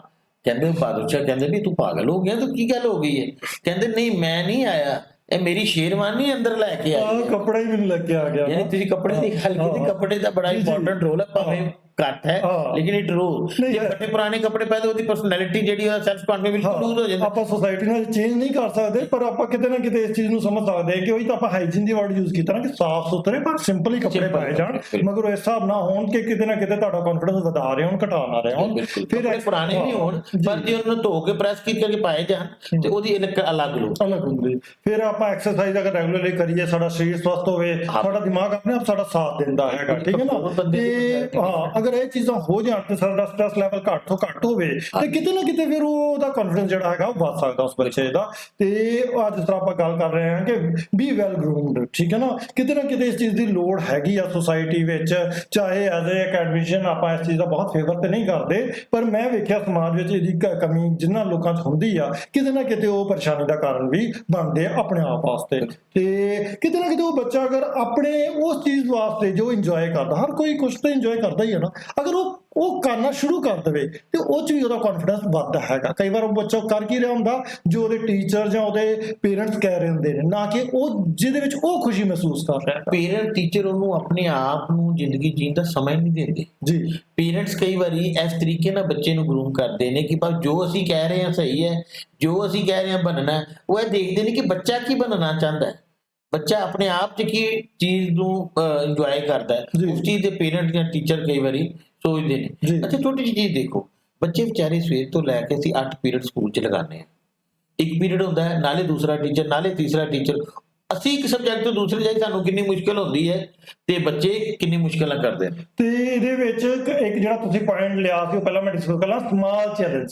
ਛੋਟੇ ਚੈਲੰਜ ਦੇ ਨਾਲ ਕਈ ਵਾਰ ਆਪਾਂ ਵੱਡੀਆਂ ਅਚੀਵਮੈਂਟਸ ਲੈਣੇ ਹੈਗੇ ਆ ਤੇ ਕੌਨਫੀਡੈਂਸ ਆਪਣਾ ਵਧਾ ਸਕਦੇ ਆ। ਅਗਰ ਆਪਾਂ ਪਹਿਲਾਂ ਹੀ ਕਹਿੰਦੇ ਹੈਗੇ ਕਿ ਬਹੁਤ ਵੱਡਾ ਕੰਮ ਅਚੀਵ ਕਰਨਾ ਹੈਗਾ ਤਾਂ ਕਿਤੇ ਨਾ ਕਿਤੇ ਹੋ ਨਹੀਂ ਪਾਉਂਦਾ। ਕਿਤੇ ਨਾ ਕਿਤੇ ਉਹ ਚੀਜ਼ਾਂ ਨੂੰ ਆਪਾਂ ਕਰ ਲਈਏ ਤੇ ਜਾਂ ਨਵੇਂ ਦੋਸਤਾਂ ਦੀ ਆਪਾਂ ਗੱਲ ਕਰ ਰਹੇ ਆ, ਕਿਤੇ ਨਾ ਕਿਤੇ ਦੋਸਤਾਂ ਨਾਲ ਟਾਈਮ ਸਪੈਂਡ ਕਰਨਾ, ਇਹ ਸਾਰੀਆਂ ਚੀਜ਼ਾਂ ਸਾਨੂੰ ਕੌਨਫੀਡੈਂਸ ਵਿੱਚ ਲਿਆਉਂਦੀਆਂ ਬਹੁਤ ਇੰਪੋਰਟੈਂਟ ਹੈ ਦੋਸਤਾਂ ਨਾਲ ਟਾਈਮ ਸਪੈਂਡ ਕਰਨਾ ਜੀ, ਬਹੁਤ ਜ਼ਰੂਰੀ। ਤੇ do not keep necessity task pending. ਕਈ ਵਾਰ ਬੱਚੇ ਕਿਉਂ ਕੌਨਫੀਡੈਂਸ ਫੀਲ ਨਹੀਂ ਕਰਦੇ ਕਿ ਜਿਹੜਾ ਕੰਮ ਐਜ਼ ਅ ਟੀਚਰ ਅਸੀਂ ਉਹਨਾਂ ਨੂੰ ਦਿੱਤਾ ਹੁੰਦਾ ਉਹ ਅਗਰ ਅਗਲੇ ਦਿਨ ਨਹੀਂ ਲਿਆ ਪਾਏ ਤੇ ਉਹ ਬੱਚਾ ਕਿਤੇ ਨਾ ਕਿਤੇ ਮਹਿਸੂਸ ਕਰਦਾ ਹੈ ਡਰਿਆ ਜਾ ਕਿ ਮੈਨੂੰ ਟੀਚਰ ਨੇ ਪੁੱਛਣਾ ਤੇ ਮੈਂ ਨਹੀਂ ਕਰਕੇ ਆਇਆ। ਅਗਰ ਉਹ ਆਪਣਾ ਪੈਂਡਿੰਗ ਕੰਮ ਕਰ ਲਵੇ ਤੇ ਕਿਤੇ ਨਾ ਕਿਤੇ ਉਹ ਬੱਚਾ ਕੌਨਫੀਡੈਂਸ ਹੋ ਜੇ ਜਾਂਦਾ। ਤੁਹਾਡੇ ਕੋਲ ਕੋਈ ਵੀ ਕੰਮ ਇਕੱਠਾ ਹੋ ਜਾਂਦਾ ਹੈ ਨਾ ਤੇ ਉਹ ਤੁਹਾਡੇ ਉੱਤੇ ਬ੍ਰੇਨ ਦੇ ਉੱਤੇ ਨੈਗੇਟਿਵ ਅਸਰ ਪਾਉਂਦਾ ਹੈ। ਇੱਕ ਨਾ ਸਟ੍ਰੈਸ ਰਹਿੰਦਾ ਹੈ ਕਿ ਮੇਰਾ ਕੰਮ ਪੈਂਡਿੰਗ ਹੈ, ਮੇਰਾ ਕੰਮ ਪੈਂਡਿੰਗ ਹੈ। ਉਸ ਸਟ੍ਰੈਸ ਦੇ ਨਾਲ ਉਹ ਅਗਲਾ ਕੰਮ ਵੀ ਜਿਹੜਾ ਨਹੀਂ ਕਰ ਸਕਦਾ। ਕਈ ਵਾਰ ਮੈਂ ਬੱਚਿਆਂ ਨੂੰ ਵੀ ਗਾਈਡ ਕਰਦਾ ਹੁੰਦਾ ਆ ਕਿ ਆਪਣੇ ਹੱਕਾਂ ਵਾਸਤੇ ਜਾਂ ਜੋ ਵੀ ਤੁਸੀਂ ਕਰ ਰਹੇ ਜੇ ਉਹਨੂੰ ਦੱਸੋ ਜ਼ਰੂਰ। ਕਈ ਵਾਰ ਕੀ ਹੁੰਦਾ ਕਿ ਉਹ ਟੀਚਰ ਸਾਹਮਣੇ, ਆਪਣੇ ਪੇਰੈਂਟਸ ਸਾਹਮਣੇ ਜਾਂ ਕਿਸੇ ਸਾਹਮਣੇ ਵੀ ਉਹ ਐਜ਼ ਅ ਬੌਸ ਉਹਨੂੰ ਮੰਨਦੇ ਆ ਤੇ ਉਹਨੂੰ ਐਕਸਪ੍ਰੈਸ ਨਹੀਂ ਕਰ ਪਾਉਂਦੇ। ਕਈ ਵਾਰ ਉਹਦੀ ਕੋਈ ਗਲਤੀ ਵੀ ਨਹੀਂ ਹੁੰਦੀ ਮਗਰ ਉਹ ਦੱਸ ਹੀ ਨਹੀਂ ਪਾਉਂਦੇ ਹੈਗੇ ਕਿ ਆਹ ਸਾਡੀ ਗਲਤੀ ਨਹੀਂ ਹੈਗੀ ਤੇ ਸਾਹਮਣੇ ਵਾਲਾ ਉਹਨਾਂ ਨੂੰ ਮਤਲਬ ਝਿੜਕੀ ਜਾ ਰਿਹਾ ਹੁੰਦਾ ਆ। ਜਿੱਦਾਂ ਤੁਸੀਂ ਵੀ ਪਹਿਲਾਂ ਐਗਜ਼ਾਮਪਲ ਦਿੱਤਾ ਬੱਚੇ ਦਾ, ਤੇ ਇਹ ਪ੍ਰੋਬਲਮ ਵੀ ਕਿਤੇ ਨਾ ਹੁੰਦੀ ਆ ਕਿ ਆਪਣੇ ਬਾਰੇ ਆਪਾਂ ਨਹੀਂ ਕਹਿੰਦੇ ਕਿ ਉਹਨੂੰ ਕੋਈ ਆਪਾਂ ਕਿਸੇ ਨਾਲ ਲੜਨਾ ਹੈਗਾ ਆ, ਮਗਰ ਆਪਣੇ ਆਪ ਨੂੰ ਐਕਸਪ੍ਰੈਸ ਕਰਨ ਦੀ ਐਬਿਲਿਟੀ ਹਰਦਮ ਸਾਡੇ ਬੱਚਿਆਂ ਵਿੱਚ ਆਪਣੇ ਆਪ 'ਚ ਹੋਣੀ ਚਾਹੀਦੀ ਹੈ। ਬਿਲਕੁਲ।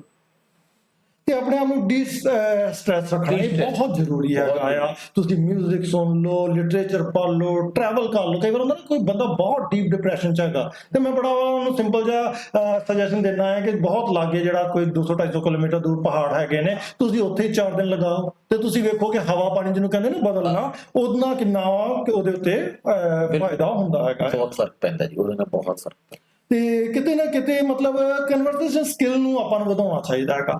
ਜਿਹੜੇ ਬੱਚੇ ਇਸ ਤਰ੍ਹਾਂ ਦੇ ਲੋ ਕੌਨਫੀਡੈਂਸ ਹੁੰਦੇ ਆ ਨਾ, ਉਹਨਾਂ ਦੀ ਪ੍ਰੋਬਲਮ ਇਹ ਹੁੰਦੀ ਹੈ ਕਿ ਉਹ ਆਪਣੇ ਆਪ ਨੂੰ ਐਕਸਪ੍ਰੈਸ ਨਹੀਂ ਕਰ ਪਾਉਂਦੇ, ਆਪਣੀ ਗੱਲ ਹੀ ਨਹੀਂ ਕਹਿ ਪਾਉਂਦੇ ਹੈਗੇ। ਅਗਰ ਬੱਚਾ ਆਪਣੀ ਗੱਲ ਕਹਿ ਪਾਵੇ ਕਿਸੇ ਨੂੰ ਤੇ ਬਹੁਤ ਸਾਰੀਆਂ ਦੀ ਸਮੱਸਿਆਵਾਂ ਜਿਹੜੀਆਂ ਕੌਨਫੀਡੈਂਸ ਨਾਲ ਰਿਲੇਟਡ ਹੈਗੀਆਂ ਉਹ ਹੱਲ ਹੋ ਸਕਦੇ। ਤੁਸੀਂ ਇਹਦੇ ਬਾਰੇ ਕੀ ਕਹਿਣਾ ਚਾਹੁੰਦੇ? ਬਿਲਕੁਲ ਠੀਕ ਗੱਲ ਹੈ ਜੀ। ਪ੍ਰੈਕਟਿਸ ਕਨਵਰਸੇਸ਼ਨ ਸਕਿੱਲ ਬਹੁਤ ਇੰਪੋਰਟੈਂਟ ਰੋਲ ਅਦਾ ਕਰਦੀ ਹੈ ਕੌਨਫੀਡੈਂਸ ਨੂੰ ਵਧਾਉਣ ਵਿੱਚ। ਜਦੋਂ ਬੱਚਾ ਆਪਣੇ ਦੋਸਤਾਂ ਦੇ ਵਿੱਚ ਆਪਸ 'ਚ ਗੱਲਬਾਤ ਕਰਕੇ ਆਉਂਦਾ, ਜਿਵੇਂ ਕਹਿੰਦੇ ਨਾ ਗੱਲਬਾਤ ਦੀ ਜਾਂਚ ਆਉਣੀ, ਉਹ ਗੱਲਬਾਤ ਦੀ ਜਾਂਚ ਆਪਣੇ ਫਰੈਂਡ ਸਰਕਲ ਦੇ ਵਿੱਚ ਜਾਂ ਕਲਾਸ ਦੇ ਵਿੱਚ ਜੋ ਸਕੂਲ ਦੇ ਵਿੱਚ ਸਿੱਖ ਪਾਉਂਦਾ ਹੈ ਉਹ ਕਿਤੇ ਹੋਰ ਨਹੀਂ ਸਿੱਖ ਪਾਉਂਦਾ। ਤੇ ਇਹ ਬਹੁਤ ਜ਼ਰੂਰੀ ਚੀਜ਼ਾਂ ਹੈਗੀਆਂ ਨੇ, ਕਿੰਨੀਆਂ ਵੀ ਛੋਟੀਆਂ ਹੋਣ ਮਗਰ ਉਹ ਕਿਤੇ ਨਾ ਕਿਤੇ ਨਾ ਨਵੀਂ ਹੌਬੀਜ਼, ਕੋਈ ਲੈਂਗੁਏਜ ਸਿੱਖਣਾ, ਕੋਈ ਨਵੀਂ ਸਕਿੱਲ ਸਿੱਖਣਾ, ਇਹ ਬੜਾ ਕੌਨਫੀਡੈਂਸ ਹੁੰਦਾ। ਅਗਰ ਮੈਂ ਕੋਈ ਨਵੀਂ ਚੀਜ਼ ਸਿੱਖ ਗਿਆ ਆ, ਮੈਨੂੰ ਉਸ ਦਿਨ ਤੇ ਬਿਲਕੁਲ ਇੰਨਾ 100% ਲੱਗਦਾ ਕਿ ਮੈਂ ਤਾਂ ਕਮਾਲ ਹੀ ਕਰਤਾ। ਸਰ ਕਿਸੇ ਚੀਜ਼ ਨੂੰ ਨਵਾਂ ਜਦੋਂ ਬਣਾਉਂਦੇ ਹੋ ਨਾ, ਤੁਹਾਡੇ ਅੰਦਰ ਇੱਕ ਅਲੱਗ ਜੀ ਖੁਸ਼ੀ ਆਉਂਦੀ ਜੀ ਜਿਹਨੂੰ ਬਿਆਨ ਨਹੀਂ ਕੀਤਾ ਜਾ ਸਕਦਾ। ਭਾਵੇਂ ਇੱਕ ਛੋਟੀ ਜੀ ਪਿਕਚਰ ਹੀ ਹੋਵੇ, ਪੇਂਟ ਕੀਤਾ ਹੋਵੇ, ਭਾਵੇਂ ਇੱਕ ਡਿਸ਼ ਤੁਸੀਂ ਬਣਾਈ ਹੋਵੇ, ਯਾਨੀ ਕਿ ਕਿਸੇ ਨਵੀਂ ਸਕਿੱਲ ਨੂੰ ਸਿੱਖਣਾ, ਨਵੀਂ ਲੈਂਗੁਏਜ ਨੂੰ ਸਿੱਖਣਾ, ਔਰ it will help to improve your brain also. ਜਦੋਂ ਤੁਸੀਂ ਇੱਕ ਨਵੀਂ ਲੈਂਗੁਏਜ ਸਿੱਖਦੇ ਹੋ ਨਾ, ਤੁਹਾਡਾ ਬ੍ਰੇਨ ਦੀ ਕਿੰਨੀ ਵਧੀਆ ਐਕਸਰਸਾਈਜ਼ ਹੁੰਦੀ ਹੈ ਕਿ ਤੁਹਾਡੀ ਨੌਲੇਜ ਬਹੁਤ ਜ਼ਿਆਦਾ ਇੰਪਰੂਵ ਹੋ ਜਾਂਦੀ ਹੈ। ਐਜ਼ ਏ ਮੈਥ ਟੀਚਰ ਤੁਸੀਂ ਵੀ ਰਹੇ ਜੇ ਕਿਸੇ ਦੌਰ ਵਿੱਚ, ਮੈਂ ਵੀ ਹੈਗਾ ਸੀ, ਤੇ ਮੈਂ ਕਈ ਵਾਰ ਵੇਖਣਾ ਹੁੰਦਾ ਕਿ ਕੋਈ ਕੁਐਸਚਨ ਅਗਰ ਇਸ ਤਰ੍ਹਾਂ ਦਾ ਹੈਗਾ ਜਿਹਨੂੰ 10 ਤੋਂ 15 ਸਟੈਪਸ ਮੈਂ ਕਰਨਾ ਹੈ, ਅਗਰ ਮੈਂ ਉਹਨੂੰ 2-2.5 ਸਟੈਪਸ ਕਰਨ 'ਚ ਕਾਮਯਾਬ ਹੋ ਗਿਆ ਐਜ਼ ਏ ਟੀਚਰ, ਤੇ ਉਹ ਖੁਸ਼ੀ ਦਾ ਤਾਂ ਕੋਈ ਉਹਦੇ ਨੋਬਲ ਪੁਰਸਕਾਰ ਵੀ ਲੈਣ ਤੋਂ ਬਾਅਦ ਬੰਦਾ ਸੋਚਦਾ ਕਿ ਨਹੀਂ, ਮੈਨੂੰ ਤਾਂ ਇਹ ਜ਼ਿਆਦਾ ਵਧੀਆ ਲੱਗ ਰਿਹਾ ਹੈਗਾ ਜਿੰਨਾ ਮੈਂ ਖੁਸ਼ੀ ਮਹਿਸੂਸ ਕਰ ਰਿਹਾ ਹੈਗਾ। ਜਿਹੜਾ ਨਹੀਂ ਨਿਕਲਦਾ ਡਿਫਿਕਲਟ ਸਮ ਜਦੋਂ ਨਿਕਲ ਜਾਂਦਾ ਹੈ ਉਦੋਂ ਤੇ ਕਿੰਨਾ ਰਿਲੈਕਸ ਕਰੀਦਾ ਵੀ ਸ਼ੁਕਰ ਆ ਯਾਰ ਮਜ਼ਾ ਆ ਗਿਆ। ਤੇ ਇਹ ਬੱਚੇ ਨੂੰ ਇਹ ਗੱਲ ਤੁਹਾਡੀ ਹੋਈ, ਫਿਰ ਗੱਲ ਨੂੰ ਰਿਪੀਟ ਕਰ ਰਹੇ ਕਿ ਸਮਾਲ ਸਟੈਪ, ਜ਼ਰੂਰੀ ਨਹੀਂ ਕਿ ਬਹੁਤ ਵੱਡੀ ਚੀਜ਼ ਕਰਨੀ ਹੈ। ਅੱਛਾ ਕਈ ਵਾਰ ਨਾ ਮਤਲਬ ਅਪੀਅਰੈਂਸ ਸਾਡਾ ਕੌਨਫੀਡੈਂਸ ਹੋਣਾ ਚਾਹੀਦਾ। ਕੁਝ ਬੱਚੇ ਝੁਕੇ ਜੇ ਨਜ਼ਰ ਆਉਂਦੇ ਗਿਆ, ਆਪਾਂ ਉਹਨਾਂ ਨੂੰ ਨਾ ਮਤਲਬ ਮੈਂ ਕਈ ਵਾਰ ਉਹਨਾਂ ਨੂੰ ਜਾਣ ਕੇ ਛੇੜ ਕੇ ਨਾ ਲੱਕ ਤੋਂ ਉਂਗਲੀ ਲਗਾ ਕੇ ਇਸ ਤਰ੍ਹਾਂ ਕਰਕੇ ਉਹਨੂੰ ਸਿੱਧਾ ਕਰਨ ਦੀ ਕੋਸ਼ਿਸ਼ ਕਰਦਾ ਹੁੰਦਾ ਕਿ ਬੱਚੇ ਸਿੱਧੇ ਰਹੋ ਇੱਕਦਮ, ਠੀਕ ਹੈ ਨਾ, ਕਿਉਂਕਿ ਕਈ ਵਾਰ ਮੈਨੂੰ ਲੱਗਦਾ ਕਿ ਉਹ ਉਹਨਾਂ ਦਾ ਜਿਹੜਾ ਝੁਕਿਆ ਜਿਹਾ ਹੋਣਾ ਹੈ ਨਾ, ਉਹ ਹੀ ਉਹ ਕਿਤੇ ਨਾ ਕਿਤੇ ਉਹਨਾਂ ਦੀ ਕੌਨਫੀਡੈਂਸ ਨੂੰ ਲੋ ਕਰ ਰਿਹਾ ਹੁੰਦਾ ਹੈ। ਆਉਣ ਵਾਲੇ ਸਮੇਂ 'ਚ ਅਸੀਂ ਆਪਣੀ ਸੀਰੀਜ਼ ਦੇ ਵਿੱਚ ਇੱਕ ਨਾ ਕਰਾਂਗੇ ਪਰਸਨੈਲਿਟੀ ਦੇ ਉੱਤੇ ਇੱਕ ਅਸੀਂ ਲੈਕਚਰ ਵੀ ਦਿਖਾਣਾ। ਹਾਂ ਆਪਾਂ ਥੋੜਾ ਫਿਜ਼ੀਕਲ ਪਰਸਨੈਲਿਟੀ ਹੈ ਨਾ, that plays an important role. ਸਮਾਜ ਤੇ ਹੈ ਨਾ, ਕਿਤੇ ਸਾਡਾ ਸਮਾਜ ਅਜੇ ਤੋਂ ਪਿੱਛੇ ਨਹੀਂ ਹਟਿਆ ਨਾ।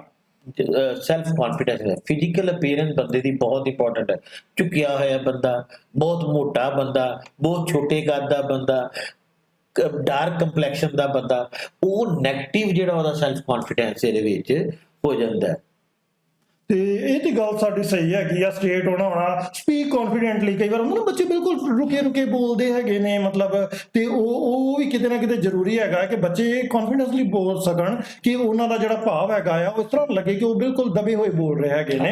ਇੱਕ ਬੜੀ ਸਿੰਪਲ ਜੀ ਗੱਲ ਹੈ ਸਮਾਈਲ, ਉਹ ਕਈ ਨਾ ਕਿਤੇ ਮਤਲਬ ਮੈਂ ਕਿਹਾ ਬੱਚੇ ਨਾ ਡਰਾ ਜਿਹਾ ਮਹਿਸੂਸ ਕਰਦੇ, ਇਵਨ ਟੀਚਰ ਵੀ। ਤਾਂ ਸਮਾਈਲ ਦੀ ਜਿਹੜੀ ਘਾਟ ਸਾਡੇ ਸਮਾਜ ਵਿੱਚ ਬੱਚਿਆਂ ਵਿੱਚ ਟੀਚਰਸ ਵਿੱਚ ਆ ਰਹੀ ਹੈਗੀ ਆ, ਉਹ ਮੈਨੂੰ ਲੱਗਦਾ ਕਿਤੇ ਨਾ ਕਿਤੇ ਨਾ ਮਤਲਬ ਕਮੀ ਦਾ ਕਾਰਨ ਹੈਗੀ ਆ। ਉਹ ਵੀ ਜਿਉਂ ਅਸੀਂ ਜ਼ਿਆਦਾ ਪੜ੍ਹੇ ਲਿਖੇ ਬਣਦੇ ਜਾਂਦੇ ਆ ਨਾ, ਤੇ ਉਹ ਤਿਉਂ ਸਾਡੇ ਮੂੰਹਾਂ ਚੋਂ ਹਾਸਾ ਗਾਇਬ ਹੋ ਜਾਂਦਾ। ਸਾਨੂੰ ਲੱਗਦਾ ਅਸੀਂ ਹੱਸਾਂਗੇ ਤੇ ਸ਼ਾਇਦ ਅਨਪੜ੍ਹ ਦੇ ਦਿਖਾਂਗੇ, ਜਦ ਕਿ ਉਹ ਜਿੰਨਾ ਜ਼ਿਆਦਾ ਅਸੀਂ ਖੁੱਲ ਕੇ ਹੱਸਦੇ ਹਾਂ ਓਨਾ ਸਾਡਾ ਪਰਸਨੈਲਿਟੀ ਡਿਵੈਲਪ ਹੋ ਰਹੀ ਹੈ, ਓਨਾ ਸਾਡਾ ਬ੍ਰੇਨ ਡਿਵੈਲਪ ਹੋ ਰਿਹਾ ਹੈ, ਸਾਡੀ ਫਿਜ਼ੀਕਲੀ ਐਕਸਰਸਾਈਜ਼ ਵੀ ਹੋ ਰਹੀ ਹੈ ਹੱਸਣ ਦੇ ਨਾਲ। ਖੁੱਲ ਕੇ ਬਹੁਤ ਸਾਰੇ ਹਾਰਮੋਨ ਡਿਵੈਲਪ ਹੁੰਦੇ ਨੇ ਸਾਡੇ। ਤੇ ਲੁੱਕ ਪੀਪਲ ਇਨ ਆਈਜ਼, ਇਹਦੇ ਬਾਰੇ ਤੁਸੀਂ ਦੱਸ ਦਿਓ, ਮੈਂ ਨਹੀਂ ਇਹਦੇ ਬਾਰੇ ਜ਼ਿਆਦਾ ਗੱਲ ਕਰਦਾ, ਤੁਹਾਨੂੰ ਪਤਾ ਆ। ਦੇਖੋ ਮੈਂ ਪਹਿਲੇ ਤੁਹਾਨੂੰ ਕਿਹਾ, ਪਹਿਲੇ ਵੀ ਇਹ ਜ਼ਿਕਰ ਕੀਤਾ ਹੈ ਕਿ ਜਦੋਂ ਤੁਸੀਂ ਕਿਸੇ ਬੰਦੇ ਨਾਲ ਗੱਲ ਕਰੋ ਤੇ ਤੁਸੀਂ ਉਹਦੀ ਅੱਖਾਂ 'ਚ ਦੇਖ ਕੇ ਗੱਲ ਕਰੋ।